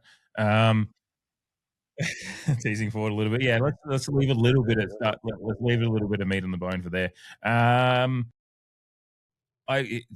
His. There's probably another moment that could come up later too. I feel like we'll leave that a little bit because there's a lot of forward stuff to get to as well. Obviously, what he does is open up a lot of opportunities for others, and we feast the way and just the way we'll bring in the ball in to contest better, bringing it in deeper. So again, we don't get maybe some opportunities that go missing as far as the set shots, obviously, but we do get the set shots. But then just the way we were able to shark contests. I mean, Mitch Georgiades was hanging off the back of a contest at one point, which speaks to your point about Vicentini just providing contests and different guys providing contests, and then just whether it be Durden has his best goal scoring game for us, and could have been even better if not for the fingertips of I'm blanking on the Crows defender, but it was I think it was Nankervis. So yeah. Okay. Yeah, it was. Is he 27? And that's with the number that's in. Yeah, so that makes sense. But Durden gets his 3, Berry gets his 2, Burgoyne pops up with a couple, which obviously one of those Burgoyne goals comes from an incredible Mitch Georgiades chase down tackle as well, and obviously just a whole lot of just good. A moment that just made the showdown perfect in the way, because you need to have a little bit of biffo, so to speak, and there was already the little bit of fun with that fan. I want to talk about that fan and the outfit in a bit, but I need that scarf. But the spread of goals around the smalls around Mitch, and obviously I think Whitlock obviously doesn't get a kick a goal, but he has 2 goal assists on the day, which I think is the only one that had multiple goal assists credited to his name aside from Joe Richards. He has 3 contested marks. He's around the field.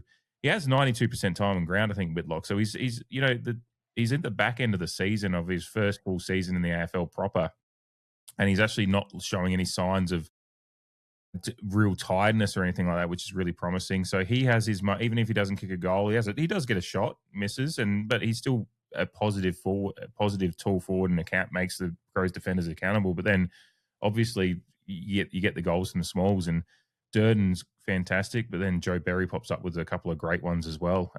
One in particular, the snap from 40 is a difficult one to do with such both the precision and the power on it. Was really, really nice to see, because occasionally I've been like, the one Joe Berry thing is he just needs to work out his kick to power ratio, but that one was fucking perfect.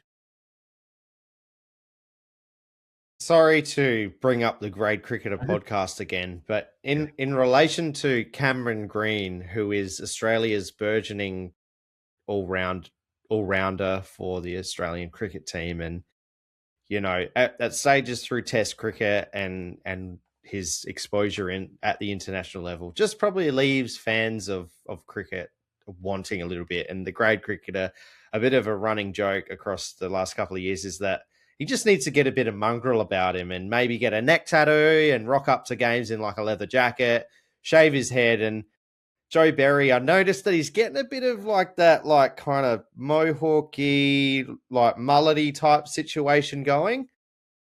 And then in the prison bar outfit, I thought he kind of came with a bit of a strut in his step, Joe Berry. And yeah, that goal, like you said, that snap, it was fucking sensational. And you could kind of see it materializing, and just the pressure that we were putting it on in that quarter.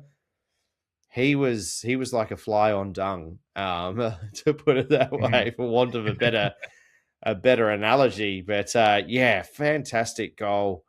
He was the 5th highest rated player for a quarter too, by the way, Joe Berry. 5th highest rated player for the quarter, did you say? Quarter 2, Joe Berry was the 5th highest rated player on the field.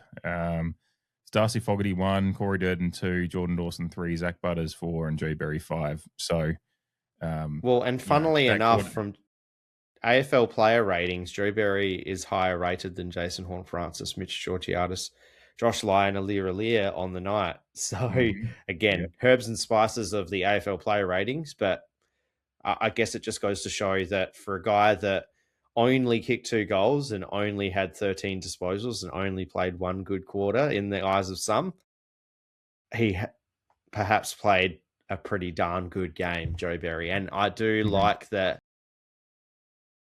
I think he's starting to believe, for a lot of last year and maybe like coming into the start of this year, although his preseason footage was sensational. But yeah, season 2025, he just looks like a fish out of water at stage. He looked like a young man exposed to senior footy for the first time kind of thing. And we're all cognizant of that. But I think this year, now that he's played every game this year, he's starting to believe. And he had a bit of a strut going on. But also his work defensively and his pressure work, for those that pay attention, has been quite good for large portions of the season as well. And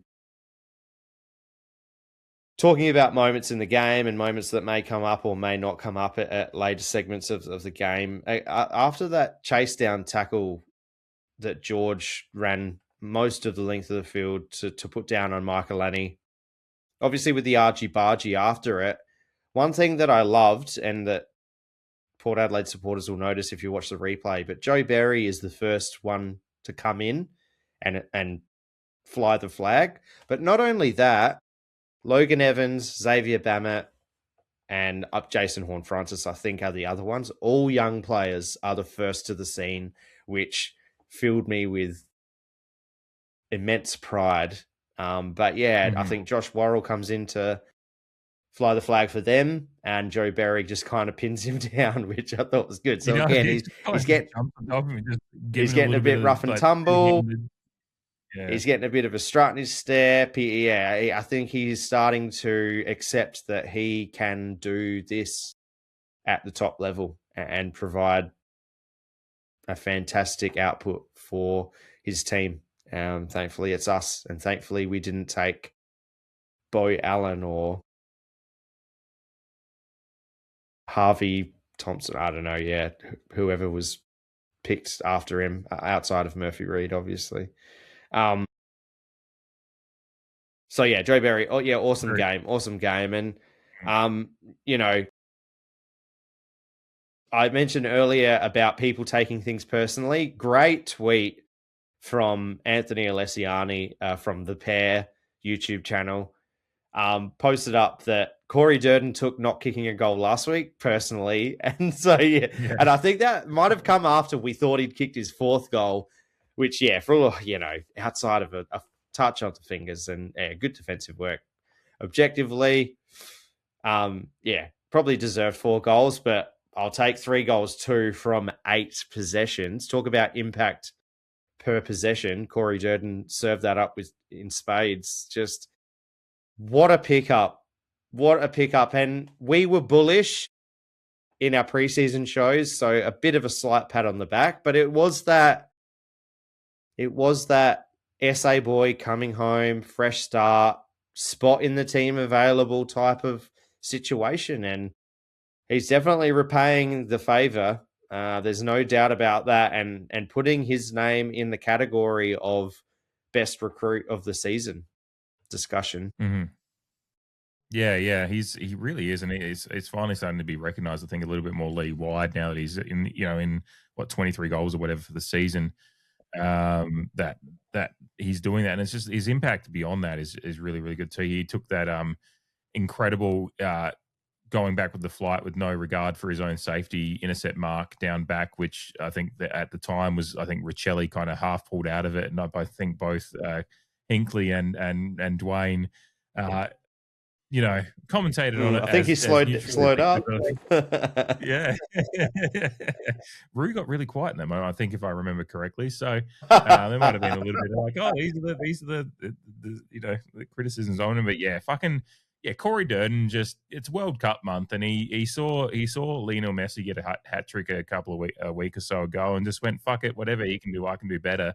And his finishes were exceptionally good. Like, obviously one of them was a very, very good kind of soccer finishes, like absolute put it through the back of the onion bag kind of stuff. Real power in his shot to just sweep it off the ground, and he was playing with a great athleticism, great chip on his shoulder, as you said. The Alessiani tweet about taking the end of the goal streak personally, but for him to finally hit 3 goals in a game for the first time this season, because he's had 1s and 2s all year to get to his nice total of averaging goals a game almost. We nearly had the dirt and bag that I've been wanting all year. It's so close. Fingertips from the bag, but it's still 3 goals in a showdown, in a winning showdown effort is incredible stuff. And obviously ably supported by a couple of other, Jace Burgoyne popping up with what were relatively easy finishes, but still being in the position he had to win.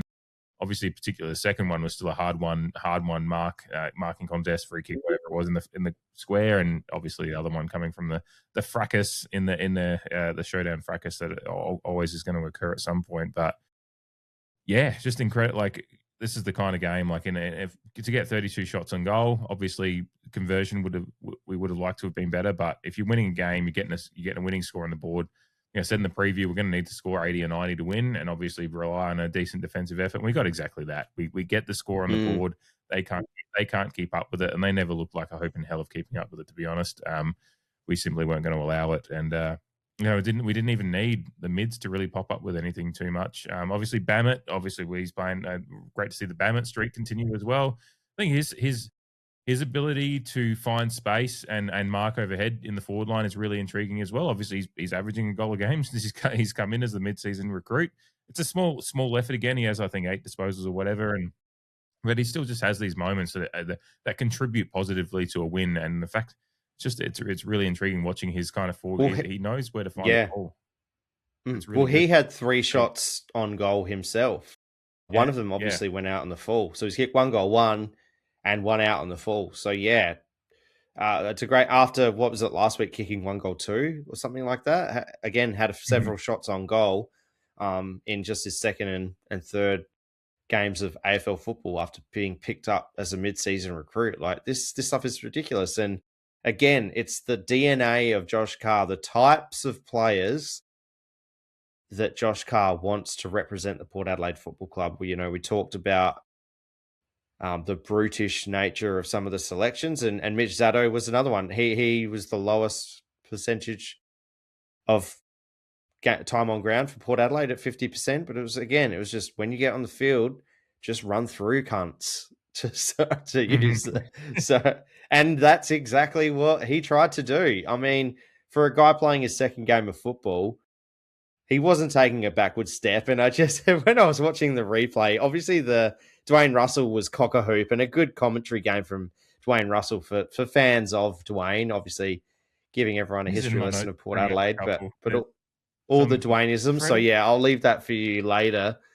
But I just had, I've brought it up a few times. The kangaroo and the emu are on the Australian coat of arms for a reason. And that reason is because they literally cannot take a backward step. And every time I saw Mitch Zaddo on the field, it gave that energy to me, because he was taking on guys. He's of short stature, but he was taking on anyone that came within his vicinity. And his goal was sensational. Due rewards for the small amount of game time that he had, which was ultimately pleasing to see. So again, you've got a Xavier Bammett, you've got a Mitch Zaddo, young players, bottom 6 players in the team selected. But when you're on the ground, play the Josh Carr way. And that's exactly what they did. Just going back on Xavier Bammett, for his goal, just something that I noticed, the mark that he took was actually floating across Jace Burgoyne. I've written it down here. Just a little reflection point on the Sydney game where they spoiled each other. And I noticed that, I can't remember who kicked in. I think it was Zach Butters. Xavier Bammett came across and Jace Burgoyne, but in this time they were on the same mental plane, and Jace Burgoyne pulled up, kind of protected the space a little bit, and Xavier Bammett took the mark that he eventually ultimately kicked his sole goal on the night. So I thought that was just a little fun tidbit that I noticed when watching the replay.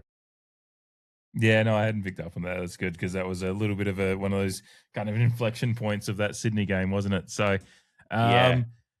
one more point just on the forward effort and just what we did to counteract because we've seen in recent years our efforts against the Crows often get messed up by just not being able to work our way through the Crows' defensive setup. Sorry, I mumbled my words there for a second, but Mark Keane didn't have an impact on this game. Your Michaelinis, and I know Josh Worrell had a fair amount of possession, but it's because it was just down there. Our ability to work our way around our entry, obviously disposal efficiency numbers for some of the mids aren't high, but they had a lot of disposal, and just our ability to create contest, not kick to the intercept repeatedly or anything like that. The Crows' defensive setup just couldn't get a foothold in the game to be able to actually start finding any degree of rhythm in what we were doing, and we were just disrupting them the whole way, and that's what leads to 32 scoring shots, and again, an expected score that could have been a 9 to 10 goal win if things had gone a little bit more to plan as far as our finishing goes. But overall, it just speaks to an effort that when Mark Keane's the third lowest ranked player on the field by player rating, and Max Michaelinis down there, I think 7 of the bottom 8 rated players are Crows players. Xavier Bammett is the lowest rated player on the field, which I think is a bit unfair, but it just goes to show the limited opportunity in what he's doing. But Isaac Rankin, one of the lowest ranked players on the field as well. But just their ability to work around their setup and not allow a Mark Keane or in any of those, just those games we've played in the showdowns in the past, in particular, just always one of their players that it's there. There's the jokes about certain, Dixon being in this person's pocket or that person's pocket, and there's the only pocket joke you can make out of this game is fucking Josh Lai is going to be getting coffee on Wednesday and find Richelli in there still. So that's the only joke you can make about this game. So, yeah. Is this loose change? Oh no, it's just Josh Richelli. Never mind. I'll check my other pocket. Yep. And the exchange rate on that change is going down, by the way. So spend it while you got it. Anyway, we should get to the segments in a moment. It's obviously going a little bit longer tonight, but I don't think anyone's going to care. Shout out Kathy, who said just go for hours and hours and hours, and we would if we had, if time was a flat circle. But we'll get to the segments in a moment. Did kind of touch on Dwayneisms. There were so many actually that I just didn't actually note them all down. But there was one. This one actually blew my mind as to the fact I had to think about it for a second.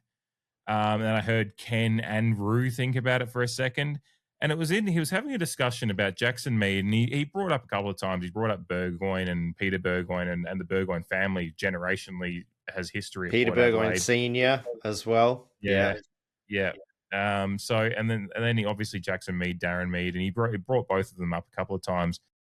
And he was talking about Darren Mead playing in showdowns and winning the first showdown medal, and playing in showdowns back when you didn't want to buy green bananas on Friday because you didn't know if you're going to be around on Monday to eat them.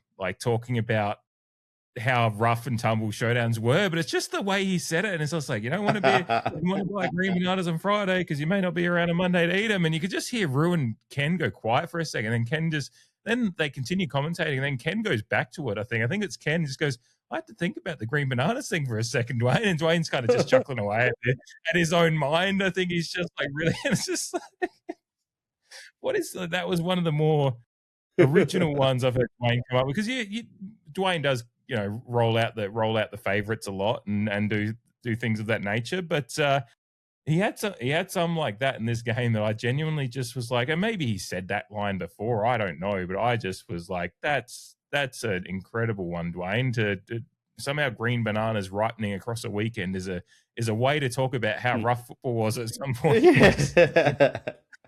Where does he get this shit from? Just the fact he can just come up with that in the moment when he's having just a little sidebar about Jackson Mead and Darren Mead. That's all that's where it came from. But that one was good. He also had there was a bit of there was a fucking Seinfeld comment at one point where, Zach's doing Costanza. his best, George Costanza. It's not you, it's me. As he's going for goal. that one tickled me nicely. There was also a moment where it was actually a little bit of Ken involved in this one, where Dwayne's talking about Butters being held off the ball, and Ken just kind of just chimed in and said, "Well, that's the first time we've got near him, Dwayne." Like, just a very, very good thing to say, Ken. Yeah, I remember that one. That's real side mouth type stuff. Oh, only time we got near him, Dwayne. Yeah, there was a lot of good side mouth between Ken and Rhea. There was at one point where are we barracking? Yeah. There was one point where Dwayne just went silent and was just like, just good, really entertaining, boys, liking that. And he even had Dwayne almost silenced by them just getting chippy in the box together. And then fucking Dwayne had Brisbane as the number one win across the weekend. And I'm like, you called the Showdown one of the biggest upset showdowns of fucking all time. And you put it second to Brisbane versus Sydney. The Sydney team that is statistically on the downturn for the last month or 6 weeks, I think, according to what I'm seeing. Yeah, but it's not like Brisbane were incapable of winning that game. They did beat them by a hefty margin. I will confirm, or I will, acknowledge. But come on, Dwayne, you've been marking us down all year, and you called it. Doesn't matter. It doesn't matter. Yeah, there was one. I thought it was very, very funny when he started talking about James Borlase and James Borlase, but some might think he should be playing for Port Adelaide, and just Rue just hey, like just jumping in like. Yeah, he should. And then Dwayne goes, well, his dad was playing, just didn't have enough games for the father-son. And I was just like, yeah, thank you, Dwayne. Like, yes, thank you for popping that one in there. I mean, there was also, he just decided to give us the history of the Baker's cyst right down to the doctor's name that discovered it in the 1870s. I did too, didn't he? I didn't know the history of when the Baker's cyst was discovered. So I was just like, that's fucking fantastic. There's like the fact that he just popped out with that one. So, a very, very good one from Dwayne. There was so many in this one. And one more I thought was great was he was talking about noise of affirmation around a Port Adelaide non-free kick call. And he's like, oh, not enough noise of affirmation. But then Tex got the ball like 10 seconds later and the boos rung down. And he just goes, well, there's your noise of affirmation. And then just perfectly timed pause. They don't like him. It was great. And then Ken had some good time, and Ken just chimed in and goes, Ken confirmed they don't. Just like, I don't know if that's Ken putting a little bit of his own sauce on there as well, but yeah, it was good. There was a very, very good commentary game, and a lot aside from that, the interplay between Ken and Rue, the fact it was Dwayne, Ken, and Rue just for the whole game. Some didn't like it. I know there's a bit of chatter about how much barracking you should have in the box, but I think for games like this, and I'd be interested for your opinion for a moment, just this game in particular, I don't like it when it's just a Crows one, but if you have one of each, and then obviously for our biases, Dwayne being a little bit more Port, Dwayne does keep it pretty neutral as best as he can, but he does have a lot of Port history. So particularly the way he called the final siren with from Birkenhead to Taparoo all the way out to Outer Harbour. It's like Outer Harbour, yeah. Oh, that was going to be part of my opening monologue. Yeah, I totally forgot about that. I should have written it down. In the moment, I was like, nah, I'll remember that because it's just awesome. And yeah, my old man was born in Taparoo. So yeah, I was just yes. Oh, just the fact he was. I was just thinking like a person in Sydney that's maybe not Sydney, but maybe even Melbourne, just tuning into Showdowns and be like, don't know what these places are, but what? Yeah, Birkenhead. What? What is a Rue and why do you tap it? So that was great. But I mean, just for you, like it's an interesting discussion about how the professionalism of commentating as a whole. But I think for the Showdown, it just worked. Like it just, I don't know. Maybe it's because I've got the bias of the fact I was on the winning side of it. But we've had it. I think earlier this year it was Ken and Cole as well, and I still enjoyed it. Like I think it just for a particular type of game, maybe this one where it's Collingwood Carlton and a few of those other kind of rivalries, the ones that really have a stake in it. If you can get the right commentary mix that has that bit of bias, that maybe they toe the line a little bit. Like there was a few moments where you could tell Rue was like not wanting to let that continue, but they figured it out well in the box, and I thought it worked, and I would be interested to see that kind of thing continue just for a particular type of game. Yeah, Tom Morris actually brought it up in this morning's Fireball with Kane Corns on SEN, and I've seen a lot of discussion both from the night, people watching it for and against, and I think it's easy for us because we won. I know what the Crows fans would be fucking spewing that occurred, and equally if we'd lost and Rashudo was cock-a-hoop, yeah, as Dave drinks his crow tears, for those watching on YouTube.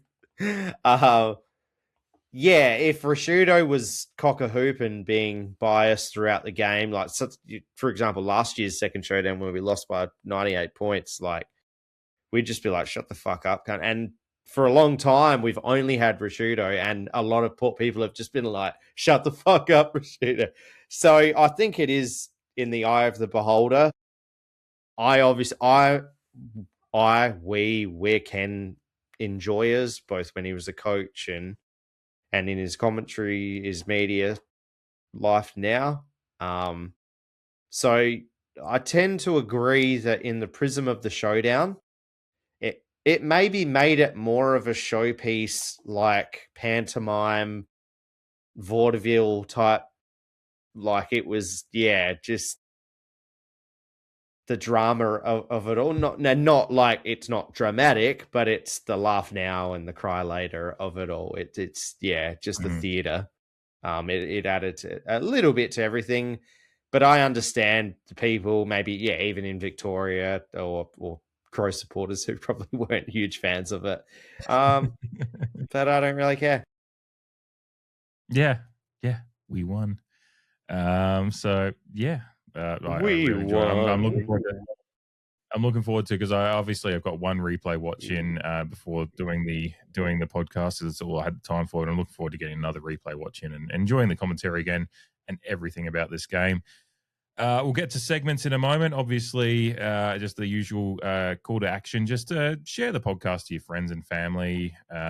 We are still currently just a word of mouth, little corner of the internet. So we do appreciate all the people that help us get the word out there. There is a very, very good, consistent fan base of people that listen, that reach out to us. So we really, really appreciate you all, and all of those that do tune in regularly, interact regularly. We love your work, but we want to see more people get involved in that way as well. So share whether it be sharing the podcast on Spotify, YouTube, whatever your proclivity may be for enjoying it.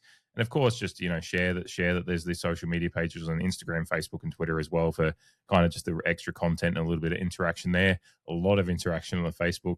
If you want to go enjoy some interaction with some very, very salty Crows boomers, get around the Facebook page in the last couple of days. And Jamie's doing some incredible work in interacting back. It's good fun. Like I said, we're pretty unflappable with that stuff. We enjoy it. It's all algorithm improving stuff for us. So it's good stuff. Salty Crows fans are just one of the most unique creatures on earth, and we love it when we're on the right side of it. So thank you as always to everyone. Let's get to the segments, because there's plenty more to talk about when we get to these. Of course, coming up first will be the Wilson Gray. Down, Gray doing brilliantly, getting through to Monfries. That's Gray at his best. Wilson kicks hard and kicks truly. Robbie! Let him entertain you! Alrighty, Wilson Gray. Geez, there's a lot of moments this week, and I'm looking forward to see what Jamie has first, as he does go first this week on this segment, which of course is efforts on the field and moments of magic, whatever it may be this week, outside of course, direct goal scoring opportunities.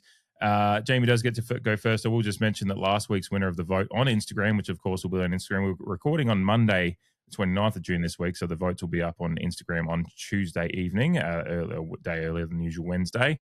But I'm sure if you're listening or you just follow us on Instagram, you will see it pop up, and you will be running to vote this week with all the options that will be available. But last week's winner was Asava's intercept and rebound effort with a 73% of the vote over 27% for Logan's Logan Evans kind of 1-2 run, which is really, really impressive to watch when I was doing the package. I was like, this is a really tough one. Once I thought it'd be realized closer, what but quarter it was actually in. yeah, because I didn't know what Jamie was talking about when he nominated it, and I was like, and he gives me the timestamp to look for it. I'm like, I can't find it. I'm looking here, and there's a shot on goal from a Collingwood player, and Jamie goes, "Whoops, it was the third quarter." And I think last week's podcast, I was enjoying some West Coast IPAs that I picked up from Pirate Life, which are a bit heavier than my usual libation on the podcast, and I was deeply hungover on the show, doing the edit, and I just didn't even think to look at the quarter. I actually went back to the first quarter looking for it, just didn't think to go to the third quarter for some reason. I don't know why. Then you said, "Oh, it's third quarter." I was like, I should have just gone there and said, well, anyway, that's sidebar for off-air stuff. But this is the work we put into it, ladies and gentlemen. Jamie, you get to go first this week on the Wilson Gray out of this incredible Showdown win. There's so many moments. I'm sure we'll have some honourable mentions after, but I'll let you go first with your nomination. Yeah, thanks, Dave. Thanks for that. Just to reiterate, if you have a YouTube account, go over and subscribe to the YouTube page, because apparently that is the be all and end all for an audio first platform in the eyes of some. So, but no, seriously. And just on YouTube, for those that tune in on YouTube, watching our mugs for 2 hours a week, or 3 hours if you watch the preview as well. Appreciate your comments. Fucking awesome work sitting through YouTube through all that time. Or, I mean, if you've got YouTube Premium, you're probably actually listening to it too. But yeah, if for anyone who listens that has a YouTube account that's not subscribed, go and subscribe, because as Dave mentions every week, it definitely helps get us into the eyes and ears of those who may not already be listening or watching or whatnot, and it helps us greatly. But onto my Wilson Gray nomination. I put the cart before the horse a little bit because we had to talk about it in a forward sense. But Mitch Georgiades' chase down tackle on Max Michelani was just the epitome of hard work on the night.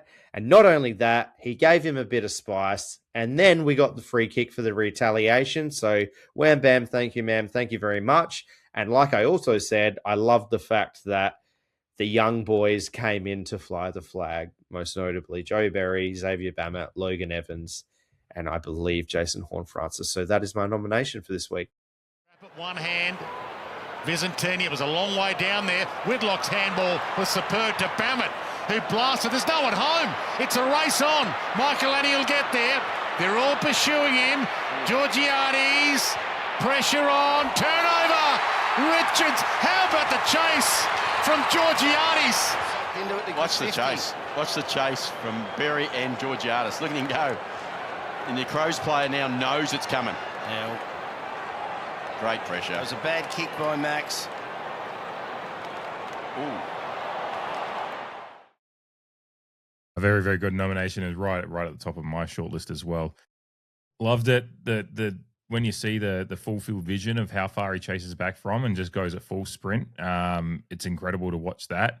Also like that it was him and Joe Berry both sprinting pretty hard to get to it. Once Joe Berry realised that it was going to be George get to Michelani, Joe Berry kind of peels off and just takes away the first handball option from Michelani, which basically gives him the only option, which is to try to get it to kind of the 50. And obviously with the pressure from George, he miskicks it and Joe Richards takes the intercept mark, gets it to Burgoyne, and then fracas. But yeah, good snaps for Joe Berry in that moment as well. And of course, being that he was so close to it, then he was the first one in observation. Yeah. Who knows? He's such a bust of a player, but he's doing some good things. But yeah. Sorry. Incredible. Sorry. Just before we go and get your nomination, sorry. One thing, we're on the Mitch topic. One thing we forgot to mention, he passed 200 goals as well in the Showdown too. So worthy mention of Mitch passing 200 goals. And as Ken said, a young man to crack that 200 goal marker as well. So good on you, Mitch. Yes. Yeah, we love your work, Mitch. And we're going to continue talking about it because it's going to be an all Mitch show on the Wilson Gray this week. Because obviously, I think I have to not. I don't think I could. I'd be doing a disservice to the Wilson Gray if we didn't get a hanger like that from Mitch.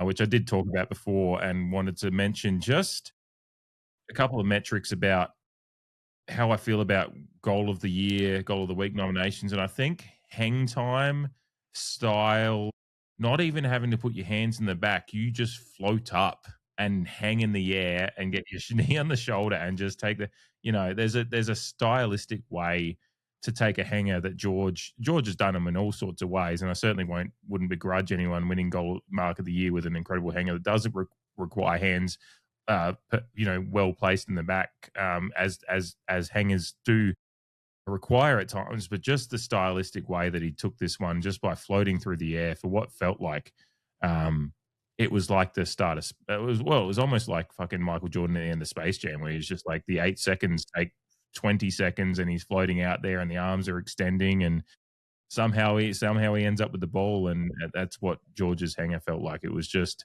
incredible hang time, incredible style, 10 out of 10 style points, whatever it be. All the judges would have to be holding up 10s. It was just, for some reason, doesn't seem to have gotten as much chat this week as I would like, but I certainly think it's going to be right up there. It should be right up there for a Mark of the Year contender, just with the style, but maybe that's just my own personal proclivities about how, marks are taken, and maybe my own biases. And I think it's just, it ties it off in a nice bow that he does it in that Guernsey as well. That's what makes that something I want to be a poster on my wall as a 38-year-old man, putting posters of sportsmen on my wall. But that's how good it fucking was. Travels to line, and they found one in him. Heads a little wide to Georgiades. Their frequent flyer gets some more points. Wow. They are hot. But the Crows right now. Here we go, the mark. Oh, yeah. Beautiful. He's already taken Mark of the Year once. I think that was over in Perth. So. Didn't even need the hands on the back. Yeah, Greg, that is the quintessential Specky. Like, there is a lot of hands on shoulders these days, but that is the quintessential Specky. Is the float, jump onto the shoulders, the sit, and the mark. So yeah, fantastic nomination. Hard to go past that. Yeah. I actually surprisingly had a short list than I thought I would, because, and in my opinion, it was just mostly because the game on our end was just good, honest, hard football. There was a lot of just good football rather than the little kind of tidbits that we identify in the Wilson Grey, which is obviously feats that speak to the essence of football and the things that make us smile about Australian rules football. Yeah, and I guess those two moments are so exceptional. I think I already had those pegged down myself, but I did still write down a few others just for.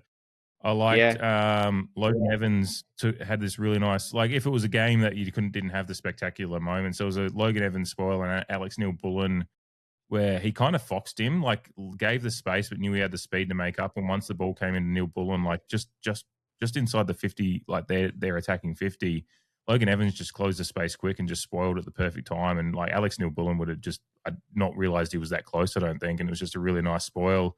Burgoyne had an incredible tackle on Zach Taylor in the dying stages of the third quarter, where he kind of just put, like, the Taylor was trying to get the arm lifted over the shot and it was like borderline high, but it's like Burgoyne's just technique was still keeping it right. And I think I'm trying to think if it ended up holding the ball or not. It might have, but there was a few moments like that. But I mean, George even had a nice smother. I think after the Durden touched one, the kick in, one of the resulting kicks, like George gets a smother on it, and it almost ends up in another goal scoring opportunity. There was a few moments like that, but by and large, the two that we've nominated are just such exceptional sequences of football that they're probably going to be highlights for the year, to be fair. When we do the end of year Wilson Grey, I think those two might be pretty close to the top. I'm just recency bias, is playing a big part in that. They are two exceptional moments from an exceptional win in a year that, while we've played a lot of good football, exceptional wins have been a little bit few and far between. So, yeah, when Mitch is doing stuff like that, that's why it just highlights those are two moments that just highlight two incredible different bits of craft outside of his obvious goal scoring feats that he can do as well. You got the chase down tackle that he's gone half the field, obviously coming from the defensive half of the field, which shows his work rate.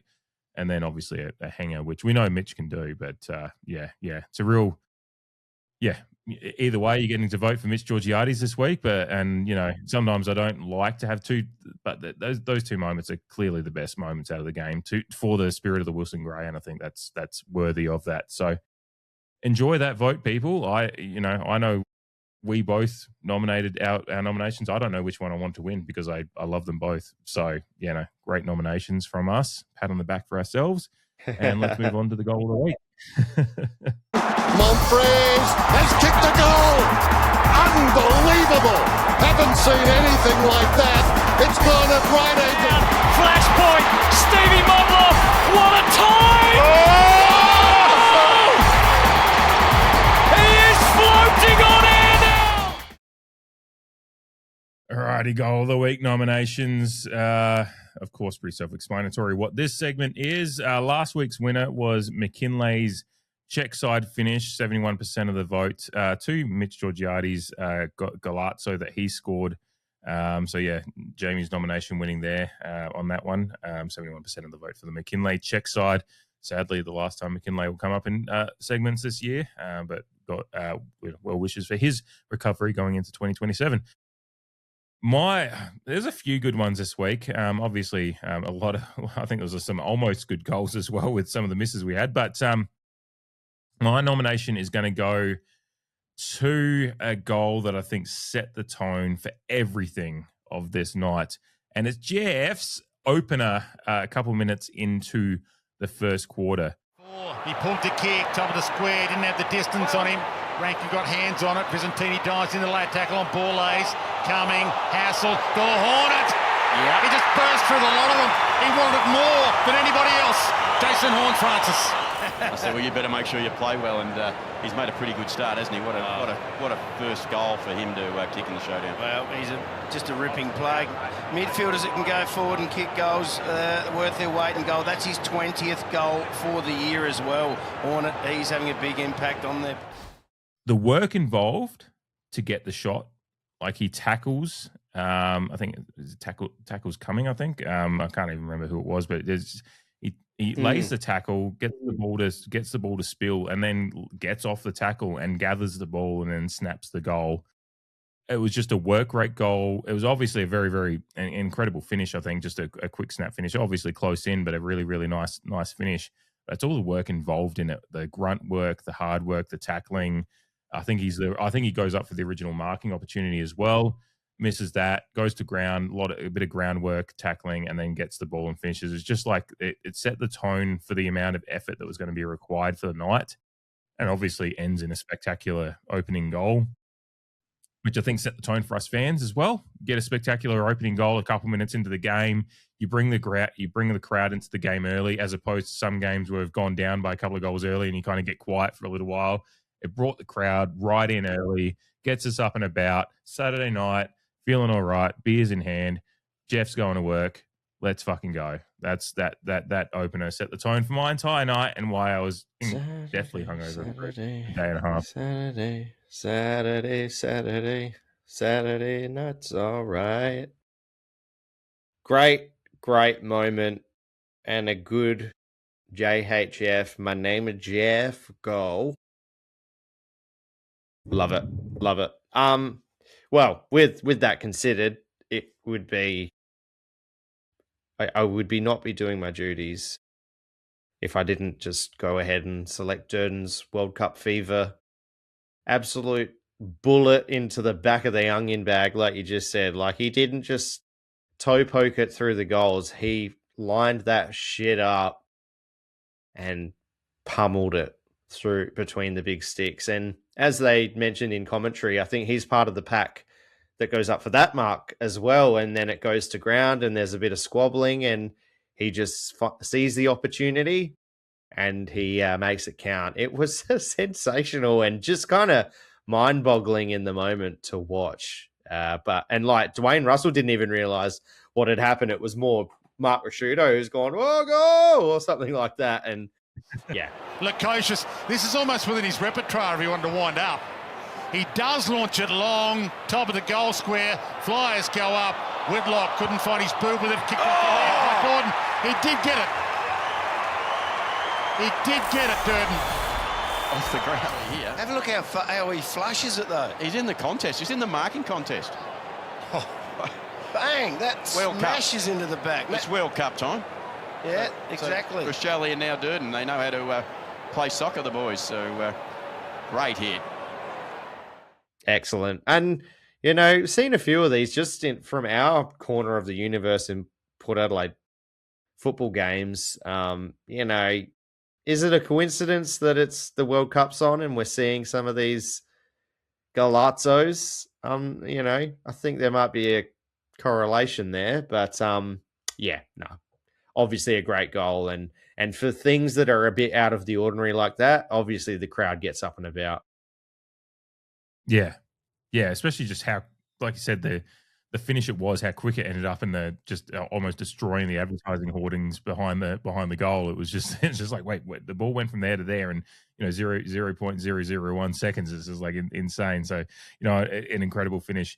All of his goals were really, really nice, and like Durden, obviously Zadal had a really, really nice finish. Georgiades had a couple of really nice open play goals. So there was a lot of good goals in this game. We weren't devoid of options, but I think those are two very, very nice ones on the eye. That'll be a fun little package to put together for the Instagram voting, of course. So yeah, a reminder that if you're listening to this on Tuesday morning / afternoon, just keep an eye on the Instagram page on the evening of Tuesday, the 30th of June. The voting options for both the Wilson Gray and Goal of the Week will pop up there on Tuesday evening and obviously be available for 24 hours from then. So if you want to get your vote in on Wednesday at some point, you can go on there as well. So yeah, some very, very good nominations for a very, very aesthetically pleasing game, maybe aside from some of the finishing, but overall a game that provided us plenty of highlights to enjoy and a few more highlights to come as we get to our Player of the Year votes. Now it's time for the CREEDCAST Player of the Year voting.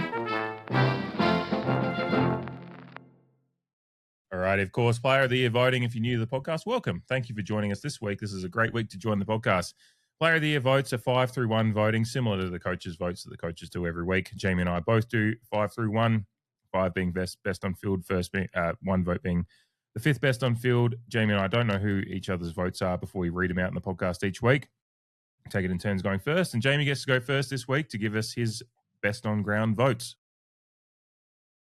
Thank you. So many honourable mentions to mention, but obviously as I'm going first, I will leave that to you. But just one of those all played well type of games. However, the votes for me, fairly straightforward, I think. I think the top 5 players in my eye, you could probably, again, the number one coach's vote is probably up for contention, particularly when you see the actual coach's votes. But another shout out to friend of the pod and maybe the third member of the podcast with how much we bring him up. But Simon, I'm pretty sure, if I remember correctly,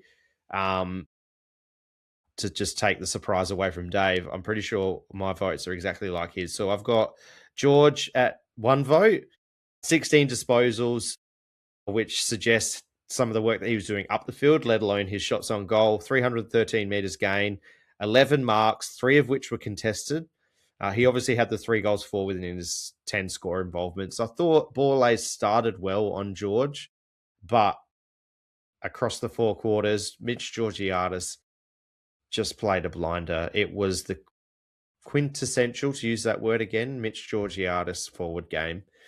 Sensational. But yet again, cost himself in the standings by the conversion. If he's kicking 5 goals too, he's probably higher up the scores. Number 2, and someone that we really haven't spoken about at all tonight, and who did have pretty under the radar game considering his statistics, is Joe Richards. A very glue that binds the team together type of game, and just a Mr. Reliable, I would say. 18 disposals, 10 of which were contested, 6 of which were intercepts. He gathered 6 ground balls, 315 metres gained, 5 marks, 3 clearances, 4 inside 50s, 2 goal assists. So that's something that you did mention. 5 score launches, which the higher numbers are generally ruckman because hit outs are counted as a score launch, which may come up next.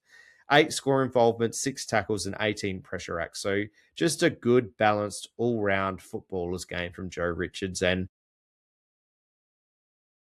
a great move. Sure, he came back in terms of disposals last week in comparison to his Sydney game. And shout out to whoever the fuck that was on the Collingwood match day post or whoever it was about Joe Richards. You're a Port supporter. Just fucking support your team.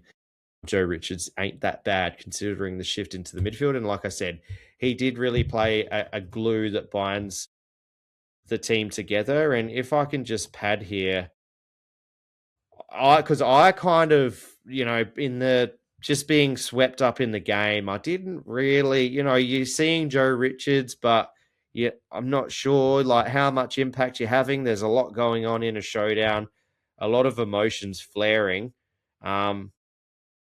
there. But it was the fourth quarter that I was really cognizant to the fact that Joe Richards was having an impact on the game, and 8 of his disposals came in that last quarter when the game needed to be solidified, I would say. The game was more or less won, but we just needed to get some early goals or just manage the quarter out. And a player like Joe Richards was one to have a big impact on that. 8 disposals in that last quarter, going at 75% disposal efficiency, 3 tackles as well, and 5 of those 8 were contested possessions. So, unlucky that the top 3 players had really dominant games, but again, pretty under the radar, and we didn't talk about him that much. So, yeah, you're doing your business pretty well. If you're returning that, but yeah. 3 votes, Jordan Sweet, 38 hit-outs, 16 hit-outs to advantage, 10 disposals, all of which were contested, 2 contested marks, 5 clearances, 7 score launches. So like I said, hit-outs are counted as a score launch, but, 7's still a notable figure when that's the chain. 7 score involvements, all coming from his score launches, which was equally noteworthy. 3 tackles, 4 1%ers as well, but also 2 contested defensive one-on-ones, which is a rare stat that's usually reserved for defenders. But even Jordan Sweet found himself to just notch up some other niche stat that's quite notable. And he didn't lose either of those contested defensive one-on-ones, which is why I wrote it down. As we said, second best ruckman in the comp over the last couple of months by the data, which, yeah, I think we're all pretty cognizant to now. 4 votes goes to Jeff, 29 disposals. That's Jason Horne-Francis for those new listeners. 12 contested possessions, 6 ground ball gets, just under 500 metres gained, 5 marks, 10 clearances, 7 from the centre, 4 inside 50s, 1 goal, 3. Fuck off the back of the pad for that last shot on goal. 9 score involvements and 17 pressure acts. Just baby Dangerfield is kind of the vibe that game gave me, because he had smoke coming out of his nose and just, like the ball was like a red rag. He was just going after it. His chest was puffed out. He wasn't, again, kangaroo and the emu. Just rewind for that reference. Zach Butters, best on ground, clearly the best on ground. And sometimes when I'm at games of football, because of the emotion of the game, sometimes I don't realize the impact of certain players, even if they are the better players of whatever team. I'm just, everything's going on, and I'm like, I'll solidify my opinions later. I'll watch a replay, I'll do all of that. But this was a game where Zach Butters was clearly having an impact and was clearly the best on ground for mine. He was everywhere. 37 disposals, 23 of them contested, 6 intercept possessions as well, 12 ground ball gets, 704 meters gained, which is a number that perhaps we attribute to a Kane Farrell, for example. 4 marks, 13 clearances, which is fucking ridiculous. 5 from the center, 11 inside 50s, 3 rebound 50s, 9 score involvement, 7 tackles, 21 pressure acts. Zach Butters, take a bow, come on down. Larry Emder, how you going? Showdown medalist. And just in combination, JHF and Zach Butters, for those who are unaware or haven't heard, Zach Butters and JHF had more clearances than the Crows all did altogether. What was it, 23? Did I get my 10? No, yeah, 23. No, I did get my numbers right. 23 clearances between the two, and the Adelaide Crows Football Club, the Camry Crows, had 22 clearances total for the night. So there you go, on toast. Mm-hmm.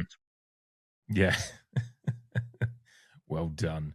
No, that's very, very good.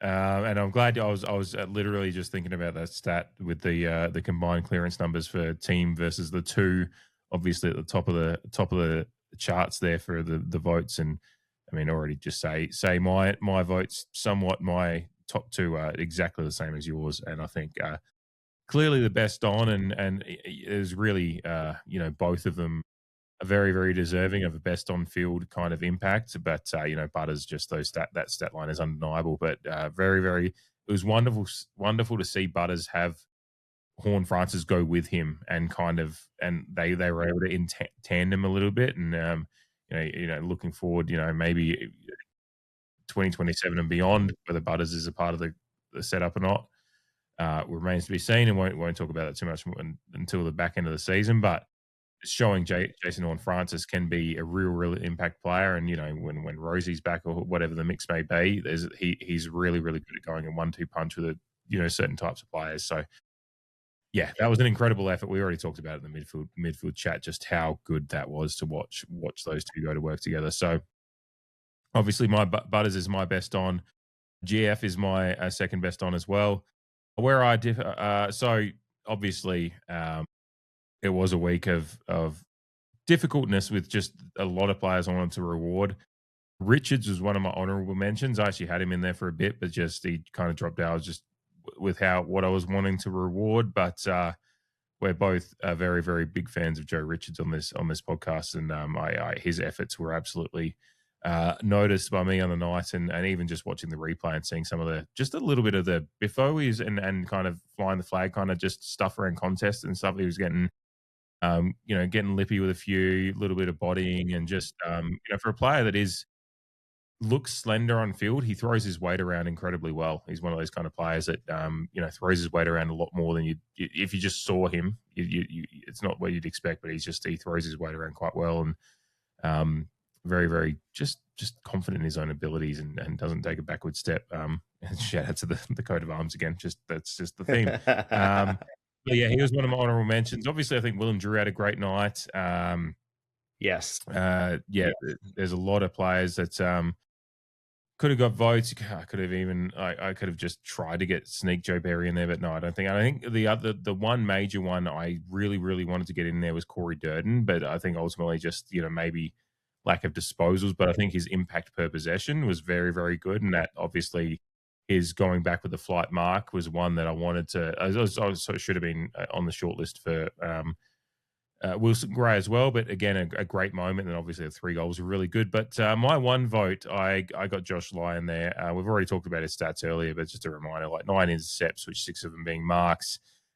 He went at if I can find it again, I just lost my stats. But yeah, 84.6% disposal efficiency. So very, very clean with the ball once he got it, and obviously just absolutely frustrated the absolute hell out of Josh Riccelli, which I put a lot of stock in. So that's why he got snuck into the one spot for me.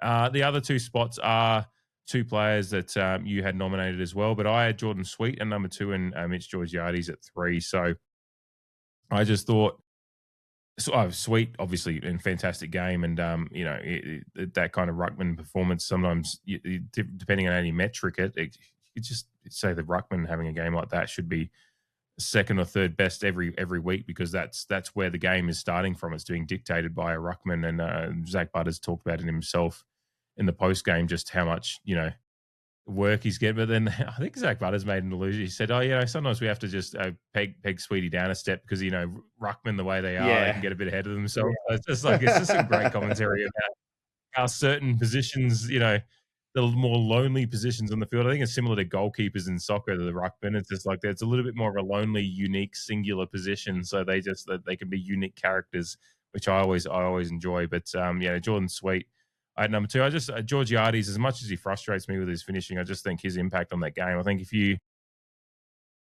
I could have made a case for best, or not best on, but just this impact on the game. I think if you take Mitch Georgiades out of that game and put like just a workman-like forward in that game, then maybe that flips the result. That's how important he was to the structure and everything he was doing. And despite his finishing, I just think his impact on that game was incredible. That's why I popped him up a little. I actually started with him down 1, and then just started. I was just like, just move things around. I was just like, he settled in at 3 for me. So, but it's one of those games where you want to give votes to everyone, whether it be Xavier Bammett, Mitch Sadow, Willem Drew, Aliir. Like Aliir, I could have made a case for at one point. I was looking at his stats, just wondering if he was. It's often when I'm doing my votes, I kind of look at different players, even though they're not ones I was thinking about. I was like, particularly players that are ones that we think about a lot, I'll have a look at their stats and try to figure out if they should be someone I'm considering, because sometimes,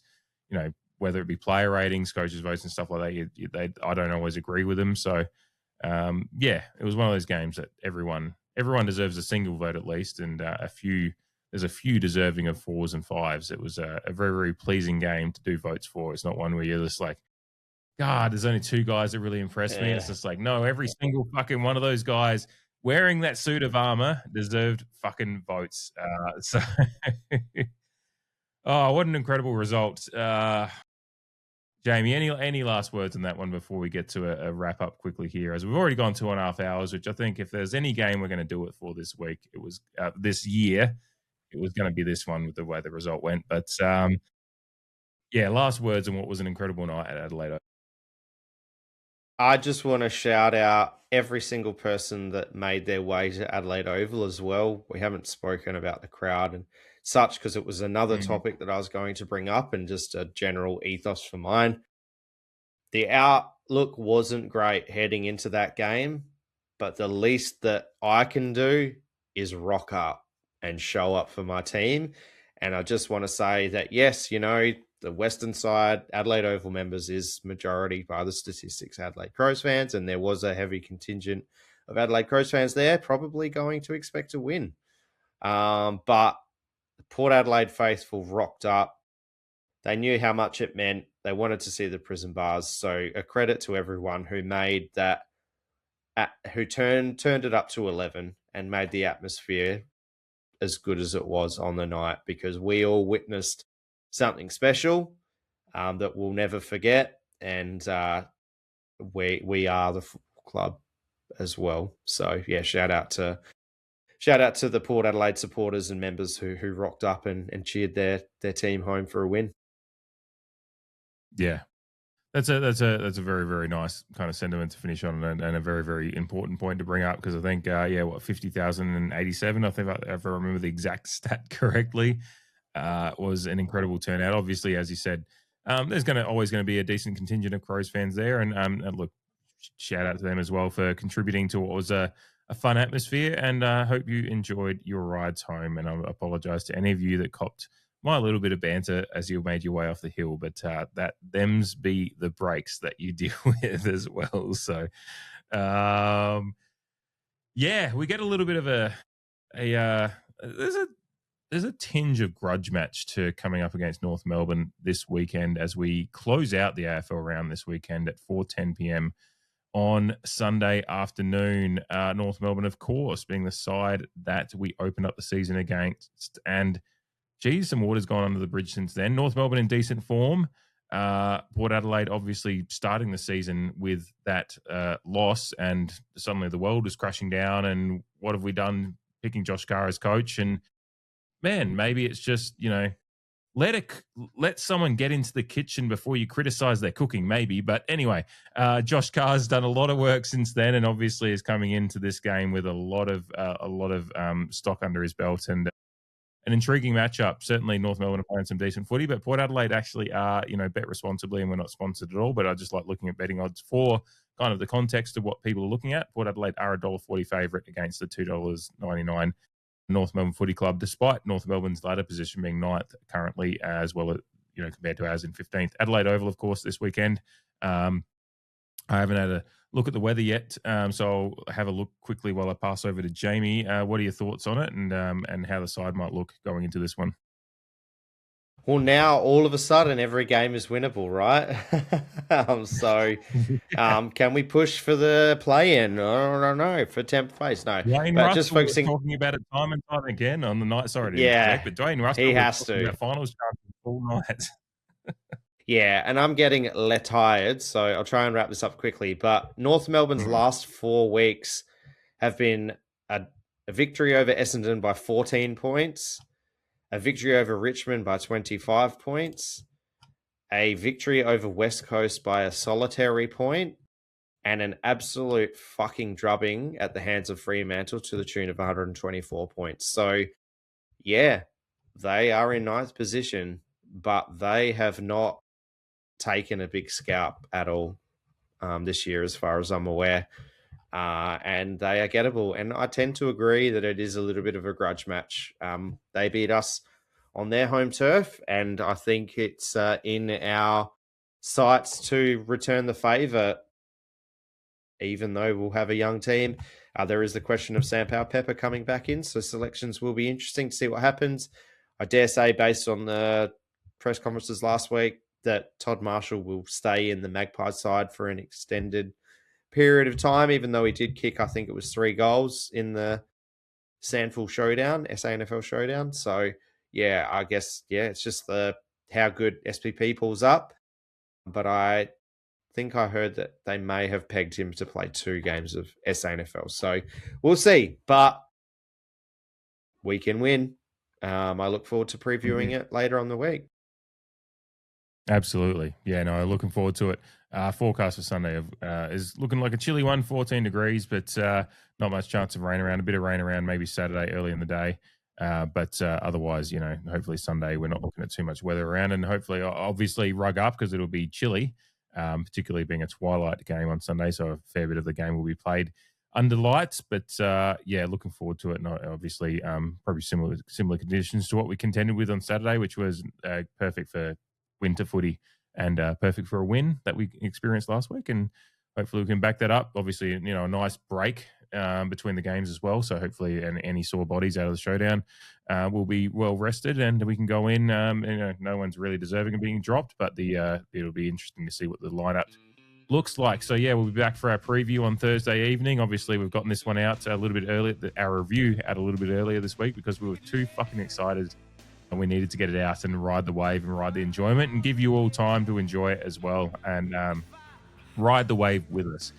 We really, really appreciate you being with us for this review. This has been a lot of fun. Obviously, it's gone a lot longer than our usual ones, but I think, like I said, if we're excused for any length in any review this year, it's always going to be a showdown win because, as Tom Jonas famously said, Well done tonight.